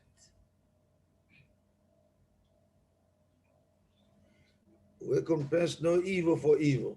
Pas récompenser mal pour mal. It says, recompense to no man evil for evil. Recompense to no man evil to no evil. Provide things honest in the sight of all Provide men. things honest in the sight of all men. Il dit ne rendez à personne le mal pour le mal, cherchez ce qui est bien devant tous les hommes. Remember what I teach you all. C'est ça que m'enseigne nous. I do teach you all. Moi enseigne ça nous-mêmes. We've been called to practice Christianity on the loved one. Et nous apprendre pour nous pratiquer chrétienté sur ce monde que nous aimons. I have the privilege. God gave me somebody to practice my profession. Et moi j'ai un privilège laisser être bon monde pour me pratiquer profession par moi. That is my wife. Qui c'est madame moi. And I thank God for that. Moi remercier bon Dieu pour ça. Somebody cannot practice on your wife. Pas que personne qui va If somebody cannot practice on your own wife, si on monde pas pratiquer sur propre madame lui, and you won't be able to practice on anybody else. ou pas pratiquer sur If personne. you cannot put up with your wife, you cannot put up with your husband, you're not going to put up with anybody else. Sou pas qu'en accord avec madame ou bien avec mari, ou pas qu'en accord avec personne. And our profession is serving the Lord. Parce que profession nous c'est servir le Seigneur. Serving the Lord is not something that we do, that's what we are. Servir le Seigneur c'est pas un bagage que nous fait, c'est ça que nous y est. Romans 12 verse 19. Romains 12 verset 19. It says, dearly beloved, avenge not yourselves, but rather give place unto wrath. Yeah. For it is written, vengeance is mine, I will repay, saith the Lord. Il dit, ne vous vengez point vous-même, bien-aimés, mais laissez agir la colère, car il est écrit à moi la vengeance et moi la rétribution des Seigneurs. Romains 12, verset 19. So you don't avenge your loved one. Ou pas venger moun qu'on aime. And you never do that. Ou pas jamais faire ça. So let me give you this note I have here. Bon note ça que m'gen là. Be willing to humble yourself, not having it your way. Oh, volontairement prêt pour capable. Be willing to humble yourself, Prêt pour capable humilier tes tout. not yourself, not having it your way. Ou pour pas gagner dans propre façon pas. And that principle is good for men and women. Principe ça est bon pour hommes et aussi femmes. Philippians 2 verse 3 and 4. Philippiens 2 verset 3 à 4. Philippians 2 verse 3 and 4. It says, let nothing be done Philippiens to 2 strife verset or 3. Let nothing be done with strife or vainglory, or vainglory, but in the lowliness of the and the mind, lowliness of mind. let each esteem Let's others each better esteem other better than himself. I esteem my wife better than myself. Sometimes I just die. I just keep my mouth shut because she's better than me. Et parfois, je me bouche point parce que je connais le plus mieux que moi-même. Dans Philippiens 2, verset 3 et 4. Philippiens 2, verset 3 et 4, mais ça le dit là. Il dit que ne faites rien par esprit de parti ou par vaine gloire, mais que l'humilité vous fasse regarder les autres comme étant au-dessus de vous-même. Que chacun de vous, au lieu de considérer ses propres intérêts, considère aussi ceux des autres. Your loved one, Moun ko reme, esteem them better than yourself. gardez moun nan plus haut que tête pa ou. If something comes up, Si bon bagay ki pou de fe, back off. reculer. I think I'll give you a Bible verse also, Proverbs 14, Ballon verset biblique aussi déjà. Proverbs 14 verse 29, if I'm not mistaken. Proverbe 14, verset 29. 14:29. Proverbe 14, verset 29. Says,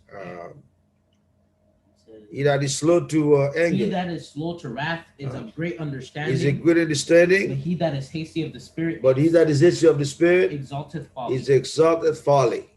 He will be exposed. Il va exposer. Il dit, c'est lui qui est lent à la colère a une grande intelligence, mais c'est lui qui est propre à s'emporter proclame sa folie. And Proverbs 17, verse 27. Proverbe 17, verset 27. Proverbs 17, verse 27.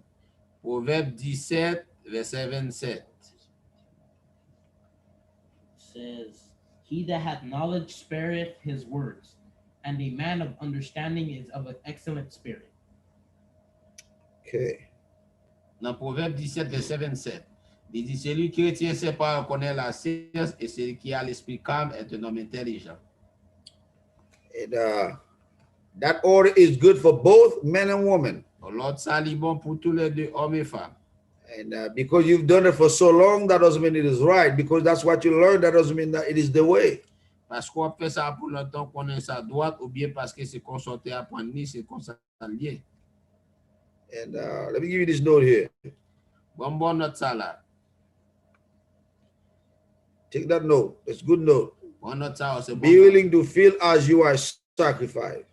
Prêt pour offrir tête tout étant sacrifice. Be willing to feel that you are a sacrifice.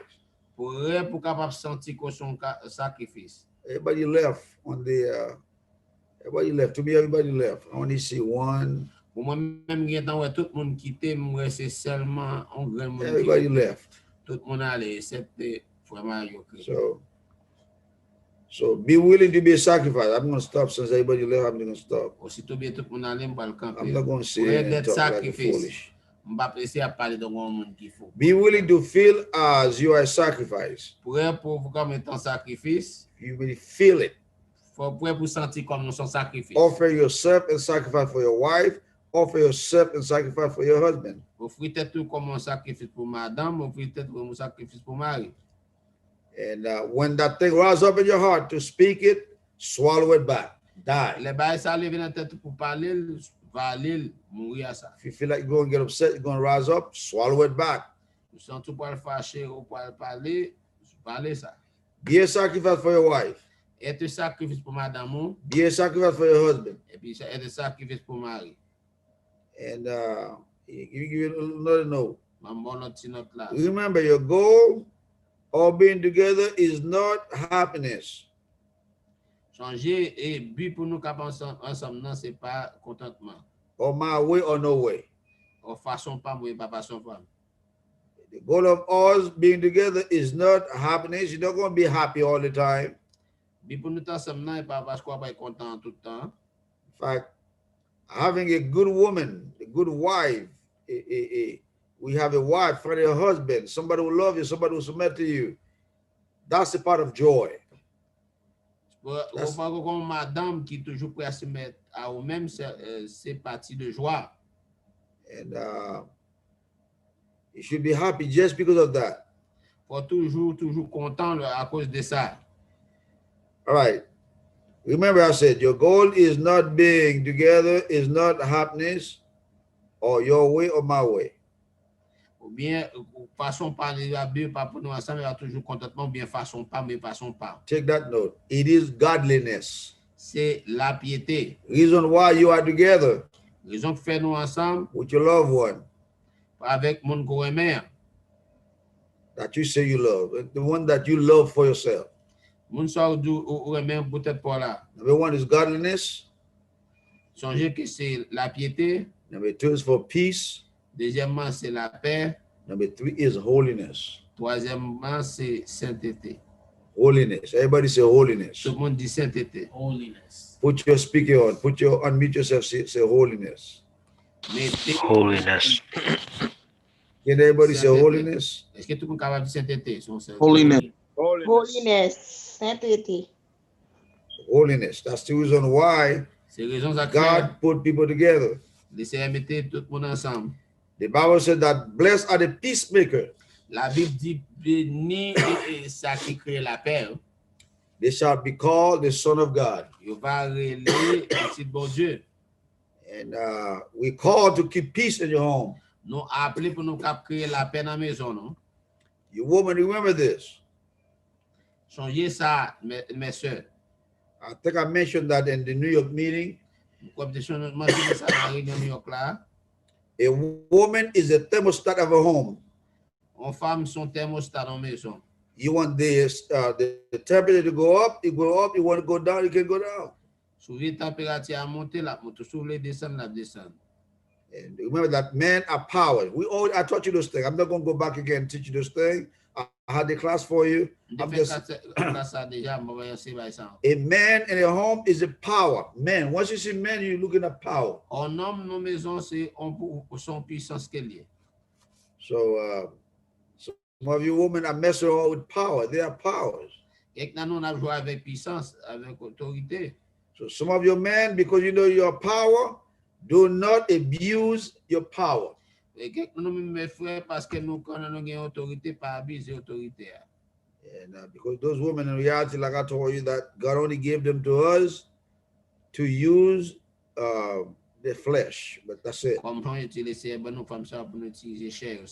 Okay, he's taking that note. I think you should never bring the past to the present. Once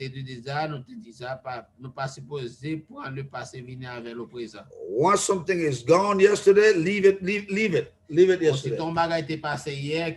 Something that happened last year, 2019.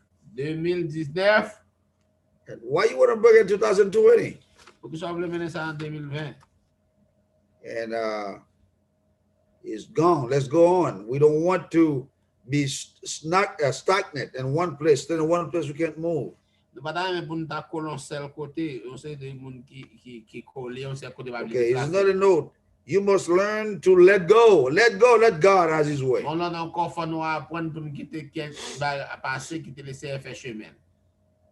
the reason why I said that because time heals. If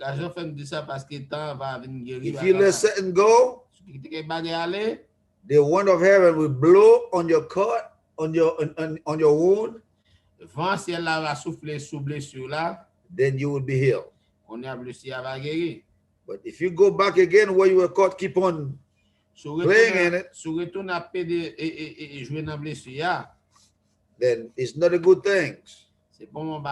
You will never go on. I'm talking to Christian family here. Okay.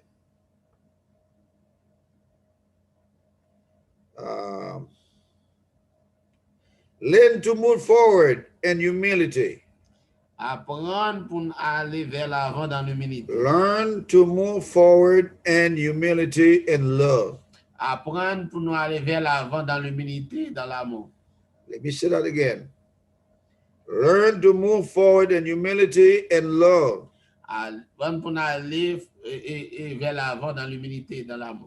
Colossians 3 verse 12. Let's read that. Colossiens 3 verset 12.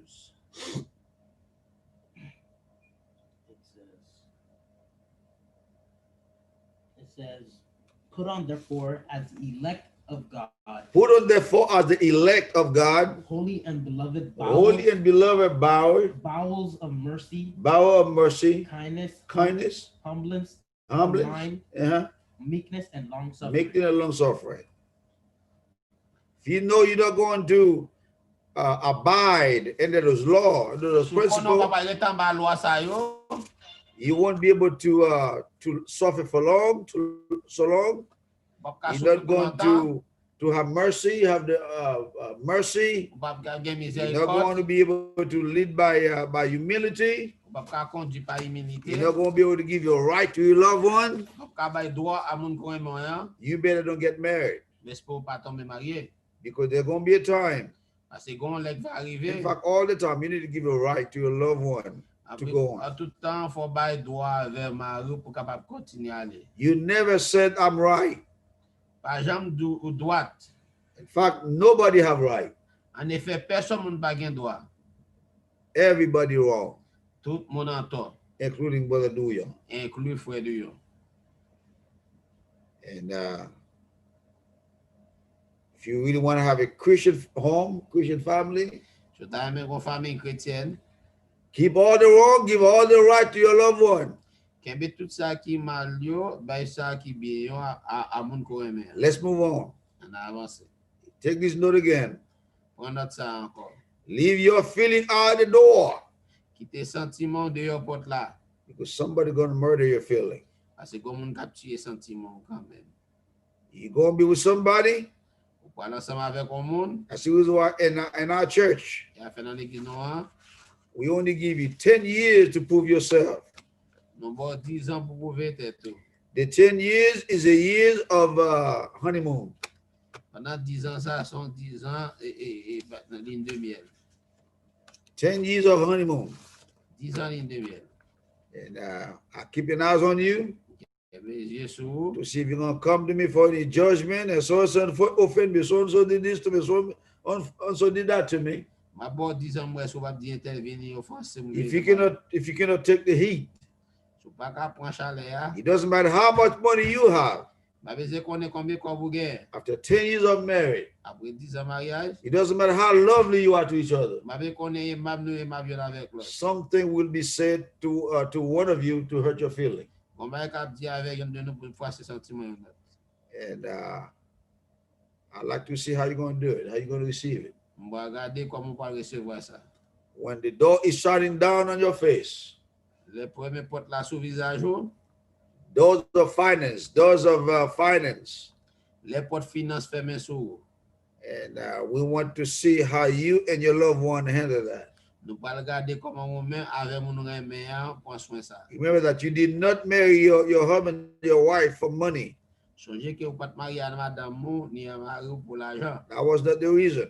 C'est pas raison première. If that was the reason, your marriage was wrong. Si c'est raison ça le mariage était mal commencé. That's not what you told me. C'est pas sorti dim. So, all right, take this note. Prends note ça. You must love your loved one more than you love yourself, Faut aimer moun ko aimer plus ko aimer tête pas. more than you love your life. Plus ko aimer la roue. Will you be able to do that? Est-ce qu'on est capable de faire ça? Have you done that? Est-ce qu'on fait ça déjà? Number two, Niveau- you must know your loved one is more important than you.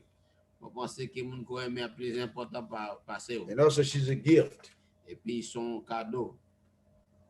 My wife is a gift unto me. Et madame moi son cadeau à moi-même. There's no one like that woman on face of the earth. Il y a personne moun tant pour femme ça sur la surface de la terre. No one can do what that woman do to me, to me and for me. Et pas que personne qui a fait ça femme ça fait à moi-même et pour moi-même. If you cannot see that, Pas qu'à voir comme ça. so you are got into a wrong company. You got into a wrong business. Ou entrer dans mauvaise compagnie, dans mauvais business. And that woman suffered to give me 4 beautiful children. Femme ça il souffre ben 4 belles petits monde. 4 beautiful children. 4 belles petits monde. And help me to raise them up. Et de me lever yo. D, come on. Yes. Okay, help me to raise them up Et de pour me lever yo. and suffer with me when I have, she's there with me. When I don't have, she's there with me. Et souffrir avec même gain là avec. And I watched the pain that woman went through to give birth to the children, Ma garde dou les femmes ça passer pour ba naissance à ti moun ça. to give me 4 kids that bear my name. Pour ba 4 ti moun qui porte nom. Oh, that's big. Ça c'est réellement gros. No woman ever done that for me. Personne femme n'avait pas jamais fait ça pour moi. Suffer with me when I'm down. When my shame, she stand. Non, moi li camper. When my embarrassment, she's there with me. Les m'embarrasser l'ensemble avec moi. No woman like my wife. Pas que personne dans comme madame. No one pretty like her. Pas que moun plus belle passer. No one is no one. There's no one can compare my wife. Et personne ne peut comparer madame. That doesn't exist. Il n'existe pas. So she's more important than me. That's the reason why she's a gift. Et plus important pour moi c'est You must know she's you must know he or she loaned to you by God. Ou de connaître She's loaned to you by God. et moun ça sur moun yo prêté à ou même pas Dieu. God can take that person from you at any time. Parce que bon Dieu ka retire moun sa nan mon n'importe lè. When something is loaned to you, Lè on ba rese prêté ou prêté ou li, you are careful with it. faut fon pile attention avec. Be careful with your husband. Fais attention avec mari, Be careful with your wife, fais attention à madame, especially if they are of God. et spécialement si on est Dieu. Let me repeat myself again. Je vais me répéter tête encore. Be careful with that man that you have in your hand. Fais attention avec homme sac nan men on a, Be careful with that woman that you have in your hand, fais attention avec femme sac nan men on a, especially et spécialement if they are of God. si on est Dieu. God can take them away from you Laissez qu'à retirer nan men at the time you don't even expect nan lè qu'on pas même espérer. if you don't treat them good. Anything that God give you that is good, you disregard it, God can take it. N'importe ça laissez ba ou qui bon pas prendre soin li, laissez qu'à retirer. Then next one is you should always prefer your loved one in whatever the circumstances. Faut toujours préférer moun ko remen dans n'importe circonstance.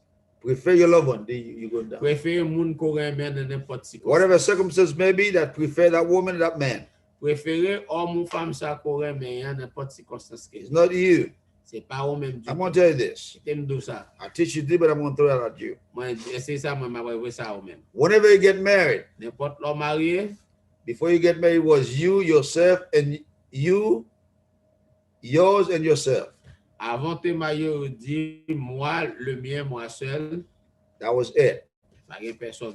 When you get married, L'on vient marier, it's not you anymore, it's your wife. et pas ou même encore, il dit c'est madame. Are you listening to me? It's your wife. It's that woman you married to. Attendez, femme ça qu'on marie, c'est lui-même. It's a feeling, C'est sentiment parler. it's a well-being, C'est le bien it's a comfort, c'est femme zone confortable. it's a life, C'est la ville, it's a blessing, c'est bénédiction. it's a joy, C'est joie, it's a happiness, c'est contentement. it's a salvation. C'est ça le. You should prefer your wife or your husband saved, you know, saved. Préfère que madame ou même mari sauvé qu'on sauvé. Okay, prefer her. Préfère moun ça. So when you have children now, a child, Quand on a l'envie de gagner petit monde, you really out of it. qu'on y a, on vient en dehors de ça. And there's no more you anymore. Pas gagner ou même encore. Now, you want to having another child, On vient en deuxième. I mean, you really reducing. Qu'on a réduit. If you end up with 4 or 5 children, Si vous êtes avec 4 ou 5 petits monde, that's it, you can't even speak anymore. qu'on y a osé honnête, même pas le bagabale. And because you are to prefer your wife, Parce qu'il faut préférer madame ou, also prefer your children. puis il faut aussi les enfants. It's not you anymore. C'est pas vous même It's encore. not your life anymore. C'est pas la vous encore. No more. You cannot be there anymore. Non, jamais plus pas qu'à là encore. That's the reason why you have to walk away, Et ça fait faut retirer tête ou sous non circumspect, et vous circonspect. where your children and your wife can follow to save the lot. They can go up. Your children can go up to be good men and good women in the land. Si vous êtes capable de grandir des grands hommes et des grandes femmes sur la terre. The 5th one is Cinquième, non, c'est you never raise your voice to each other unless there's a fire. par There's a exemple danger. lever voix y'en avec l'autre, c'est celle-ci t'as du feu. There's no fire. Keep always say honey, baby. Si pas du feu dans le cas là, seulement dit chérie, bébé. And number 6, Numéro 6. as husband and wives, Étant mari à you should madame, never lose control pas doit perdre du and whatever contrôle, it may be. quel que soit dans lequel il y a. You never control. Never. Let me say that for the husband especially. Bah, me dit ça à mari spécialement. Being a husband, once you lose the control of being the husband, the head, Aussitôt perd du contrôle étant mari, your wife is the one who's in control. on a c'est madame ou en contrôle. If you get to a point that you're talking back, cursing your wife, saying things you're not supposed to do to that woman, Si arrive à dire quelques bagages, ou dit madame pas de dire, threaten her, ou menacer lui, putting some heavy word on her, ou bien dit quelques vieux mots sales sur beating on her head, trashing her. qu'on y a bat madame nan ou y jeter, With your high, well, you have your temper is high. qu'on a température montée, You're not the head anymore. You're not qualified. ou pas qualifié pour tête encore, You're not qualified. ou pas qualifié. So you don't do that to your loved one. Ou pas faire ça mon nom aimé. Number 7, Numéro 7. women can talk, but as men, as men, you must learn to keep your mouth shut. Femme gen doit parler étant homme, faut apprendre pour que mes bouches fermées. Women can talk, but men need to keep their mouth shut when the woman is talking. Femme gen doit parler, mais même homme, faut que mes bouches fermées, l'homme a parlé. And number 9.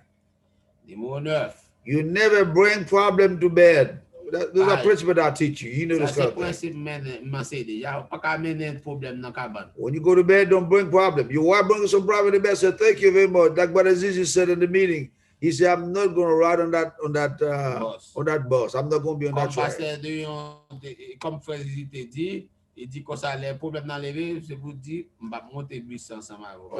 I said different myself. I said, I'm not going that way.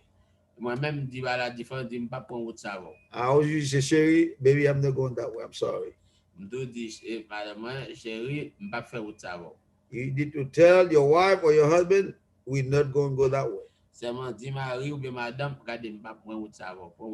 You go to bed. Bed is a place where you go to sleep. Don't bring problem. Don't complain. For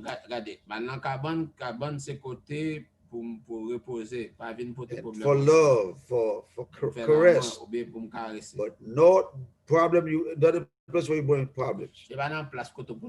If your husband brings some problem in bed, get up. Don't tell him that. Well, keep your bed for yourself. Your husband, your wife, if your husband brings some problem in bed, just walk away. You don't need that. Madame, si Madame Marie a tapé quel problème dans cabane, lever quitter cabane dans pour. After having a hard day, you don't need problem in bed. Après fin pas son mauvais journée, on pas besoin problème dans cabane madame. Same thing with you, husband. If your wife brings you some headache in bed, you tell that woman, thank you, just get up.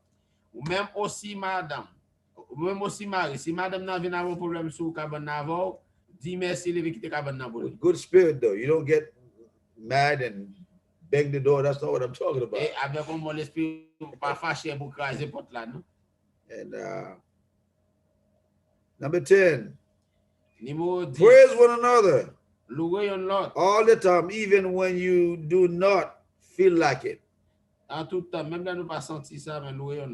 it's good to get up and say something about your husband. Always good. You say something about your wife. Something good, solid. And praise one another.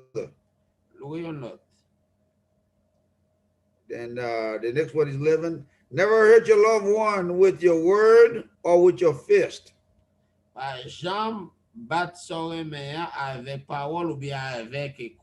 One word you can say to your wife, you destroy your home. The certain thing you don't tell a woman, they're not going to forget. So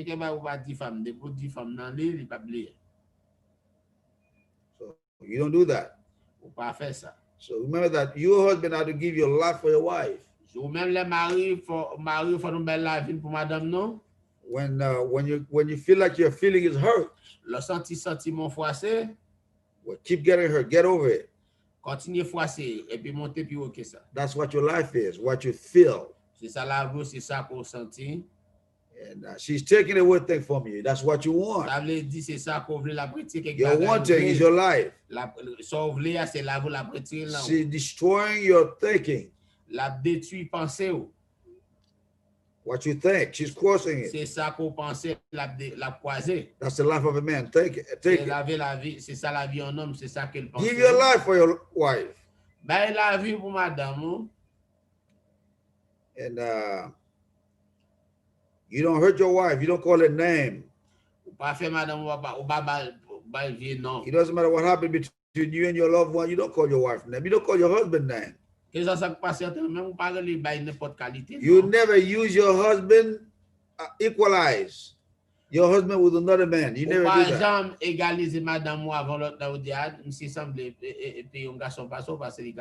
Look what so-and-so can do for me. This is a man. This is a man.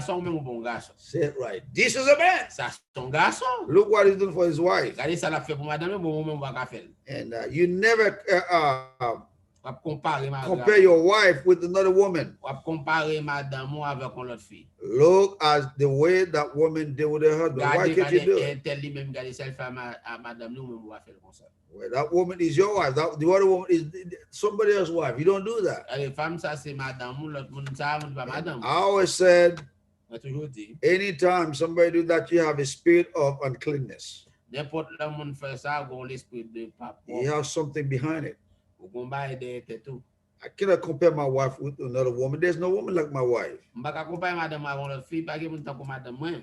No one can do it better than my wife. Pas que moun ka fait plus mieux que madame moi. Nobody. Personne. And I even go that far, even my mom, whom I love very much. Mari pi nan même maman qui m'aime un peu. She cannot do it like my wife does it. Il pas ka faire pas même comme madame moi fait. You don't call your wife name, big feet, ugly, big teeth, Faut parler madame non gros pieds, Stupid. gros dents stupide.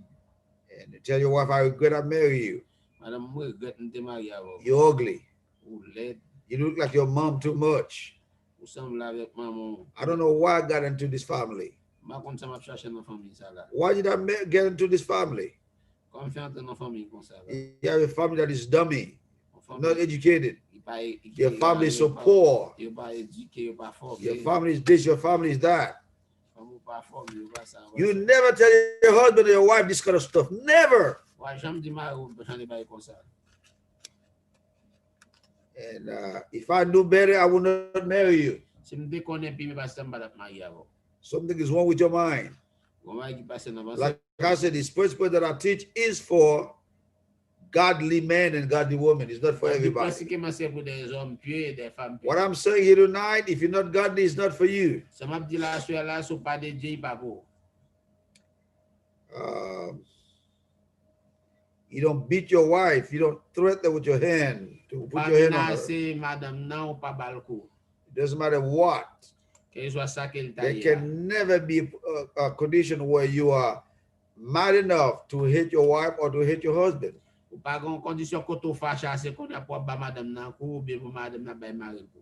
And when your wife is out, La madame n'a pas là, or your husband is out, ou la mari pas là, when they're coming home, les a vinn la caillou, it should be the place of paradise. c'est à une place de paradis.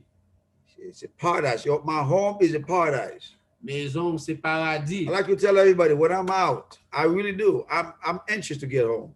Oui, dem dit tout le monde ça, l'aime de moi intéressé pour retourner la caille. I want to be home M'vle la caille moi because my home is my paradise, is my kingdom. parce que maison c'est paradis, c'est royaume moi. There's another thing again. Is my place of rest. That's what paradise Et is. paradis qui signifie place de repos, c'est place de repos. The word paradise means the place of rest. Le mot paradis c'est place de repos Is also the favorite place. Favorite place. ou bien face faveur bon Dieu. You find the favor of God. Ou bien une faveur bon Dieu. When you come home, I want to have the favor of my wife, the favor of my La children. men la caille dans une faveur madame avec Simone, un baiser. Paradise is not always like you think. Paradis pas j'en toujours pensé hier. A lot of people think paradise was the place where Adam was. You know, I don't believe that. I hope you don't believe this kind of stuff. Il y a un monde qui paradis c'est côté Adam, It non. was a natural place. Son place naturelle côté grand pile là. And I don't believe that where Adam was a natural place. M'ba ko côté Adam c'est ton place naturelle. Okay, you Not should the never go. paradise. Okay, you should never go to bed upset with each other. Never. Nous pas doit dans cabane pour nous fâcher yon ak l'autre. Okay, 13. You are giving to one another to practice your profession.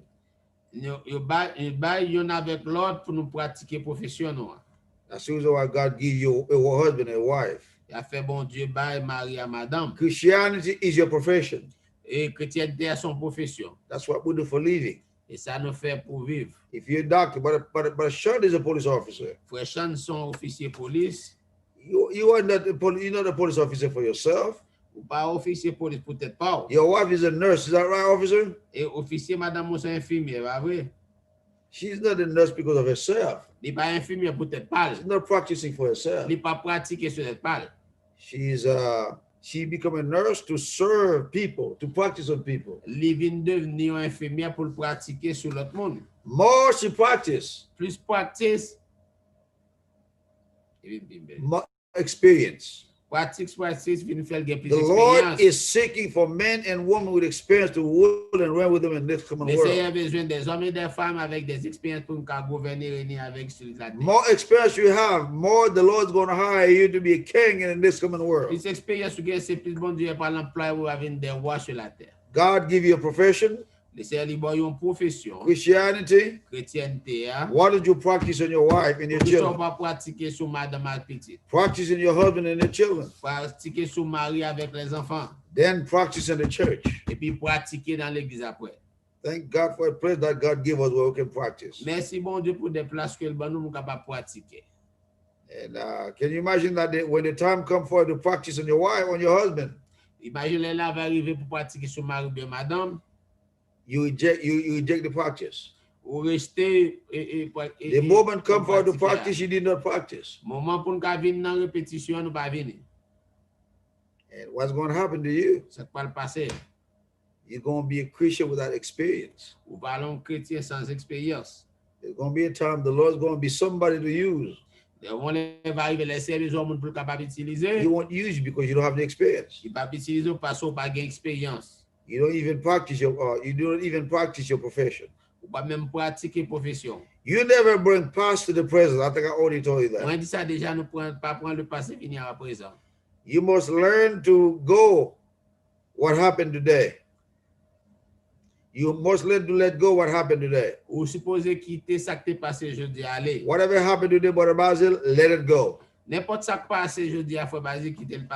thing about it is, more you practice in your home, you will bring that to the church and everybody will be in good shape. If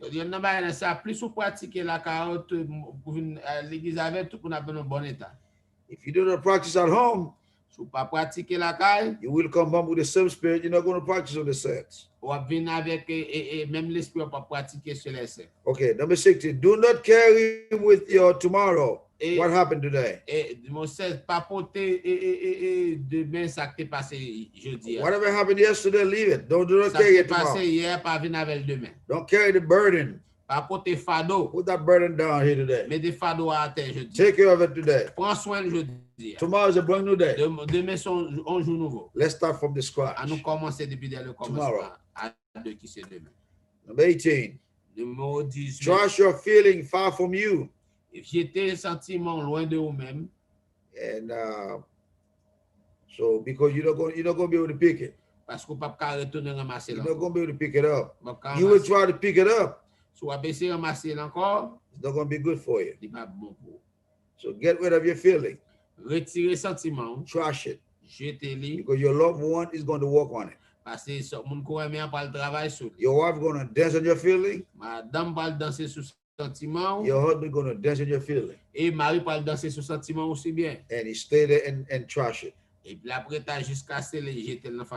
Okay, number 19.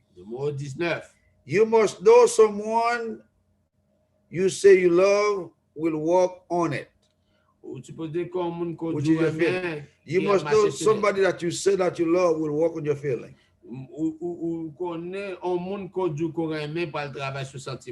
Colossians 3 verse 12 and 25. Colossiens 3 verset 12 et verset 25. I'm going to open for questions. Colossians 3 verse 12 to 25. Colossiens 3 verset 12 à 25. Like I said, this principle that I teach is for family, Christian families, not for you who go to church. And you can go to church, but you're not Christian. And it's also for Christians who started a relationship right too. Read that for me. It says, but he that doeth wrong shall receive for the wrong which he Okay, hath he's done. that doeth for wrong shall receive For the wrong which he hath done. for the wrong that he have done. You do wrong, you're going to receive your reward. And there is no respect of persons. There is no respect of a person. Remember that. You take somebody's daughter, you abuse her. No, if you take somebody's daughter, you take somebody's son, you're abusing them. You don't treat them right. You take them as a slave. You don't practice the laws of God on them. You don't Ou bend pas for bend. pratiquer la loi de Dieu, pas supporter ou You supporter. don't treat them as human. Ou pas traiter étant humain. Well, wait for God. You go and meet with God. Toi de mon Dieu, ou rencontre à mon Dieu quand même.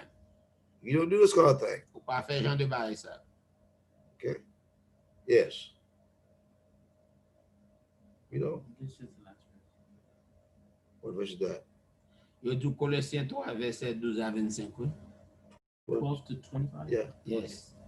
Ainsi donc, les gars. It says, "Put on therefore the elect of God, Uh-huh. holy and beloved, bowels of mercy, Okay. kindness, humbleness of mind, meekness, long suffering." Il dit ainsi donc comme des élus de Dieu, saints et bien-aimés, revêtez-vous d'entrailles de miséricorde, de bonté, d'humilité, de douceur, de patience. Forbearing one another and forgiving one another. If any man have quarrel against any, even as Christ forgave you. Let's so jump at also 25, do verse ye. 25. En allant dans verset 25. But he that doeth wrong shall receive for the wrong which he hath done. Il dit car celui qui agit injustement recevra selon son It injustice. doesn't matter what. Il n'y a There is point no d'acception respect de of personne. I like the way he said with authority. I like that. Moi-même, j'ai dit ça, il dit avec autorité. He said there is no respect of a person.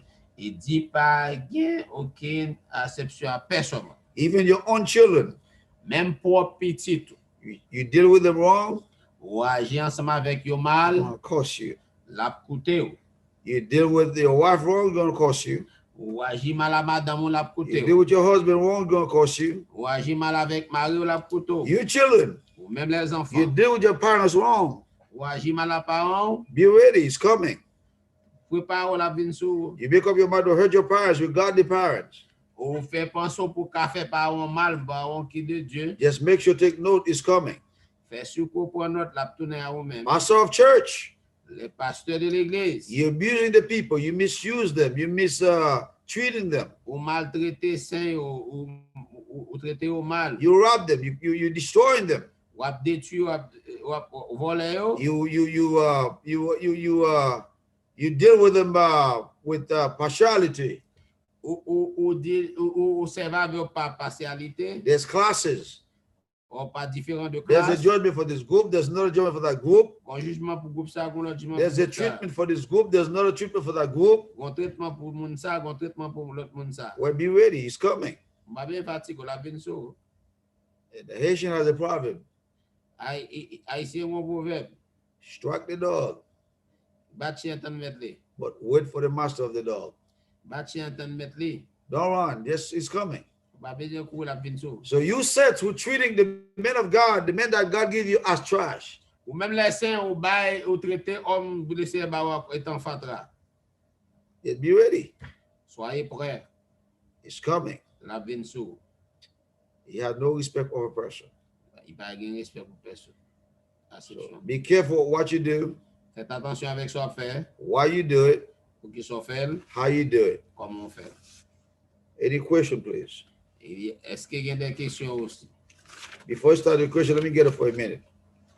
Avant Get your question together. que vous commencez question, qui t'aime lever pour 1 minute.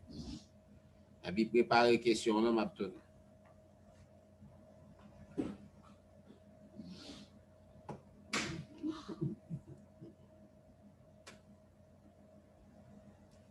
Mathieu de l'Option.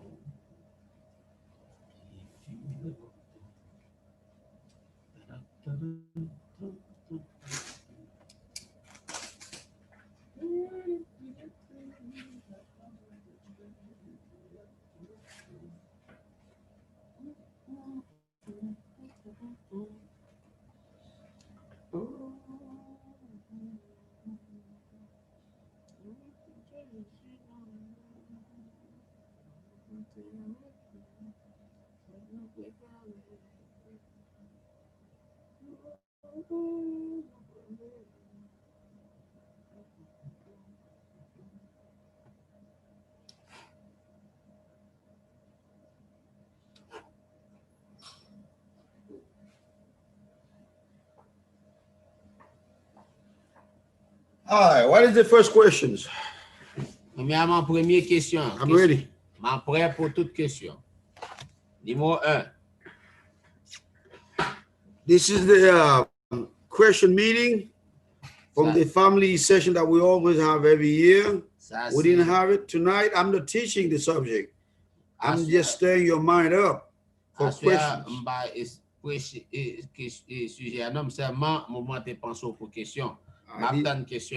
didn't go way back how to start a family. That's what we will do that next year. How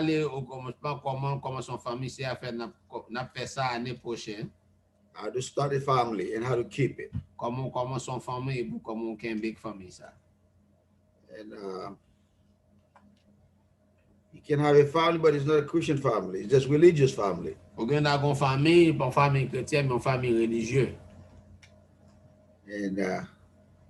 you ever see somebody, they go to church, they speak in tongue, but at home they speak a different language at home.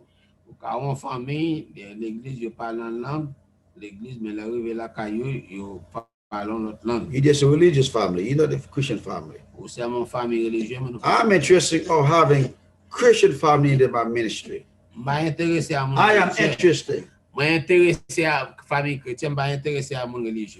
How to deal with problem when the problem rises up. Problem will come.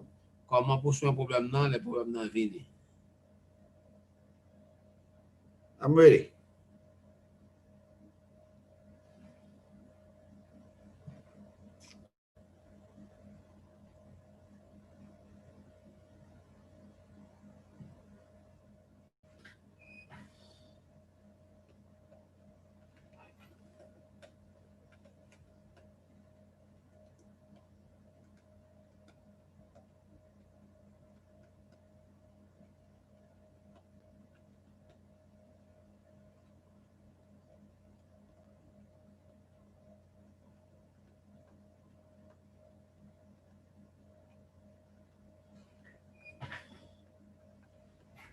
CLB.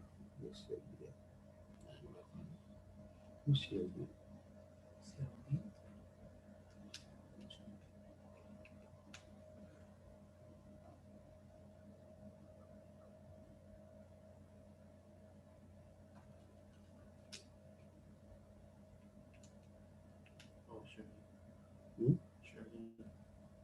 Okay,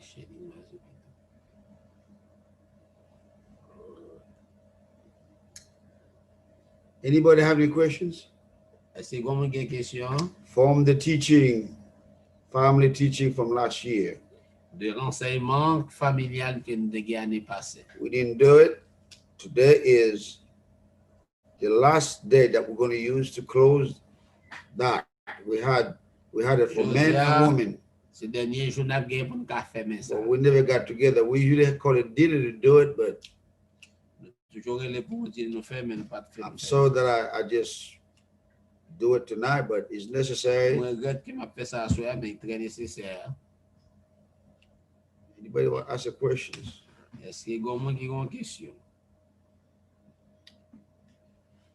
About how to start a family, how to keep it, and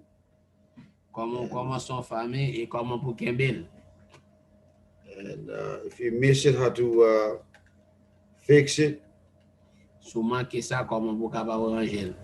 And because along the way you will be making mistakes. And how to fix those mistakes.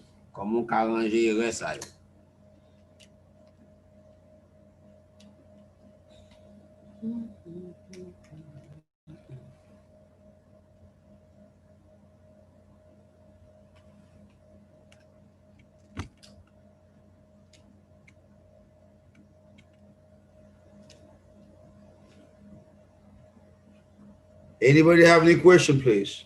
Est-ce qu'on a une question? Amazing. C'est étonnant. All right. Okay. God bless everybody. I think Marilyn is here, right? Hello, Marilyn. Anybody from Maryland is here with us?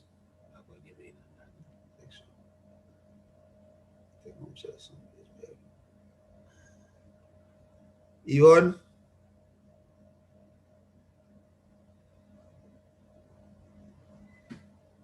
All right. Thank you very much. God bless. Okay, merci.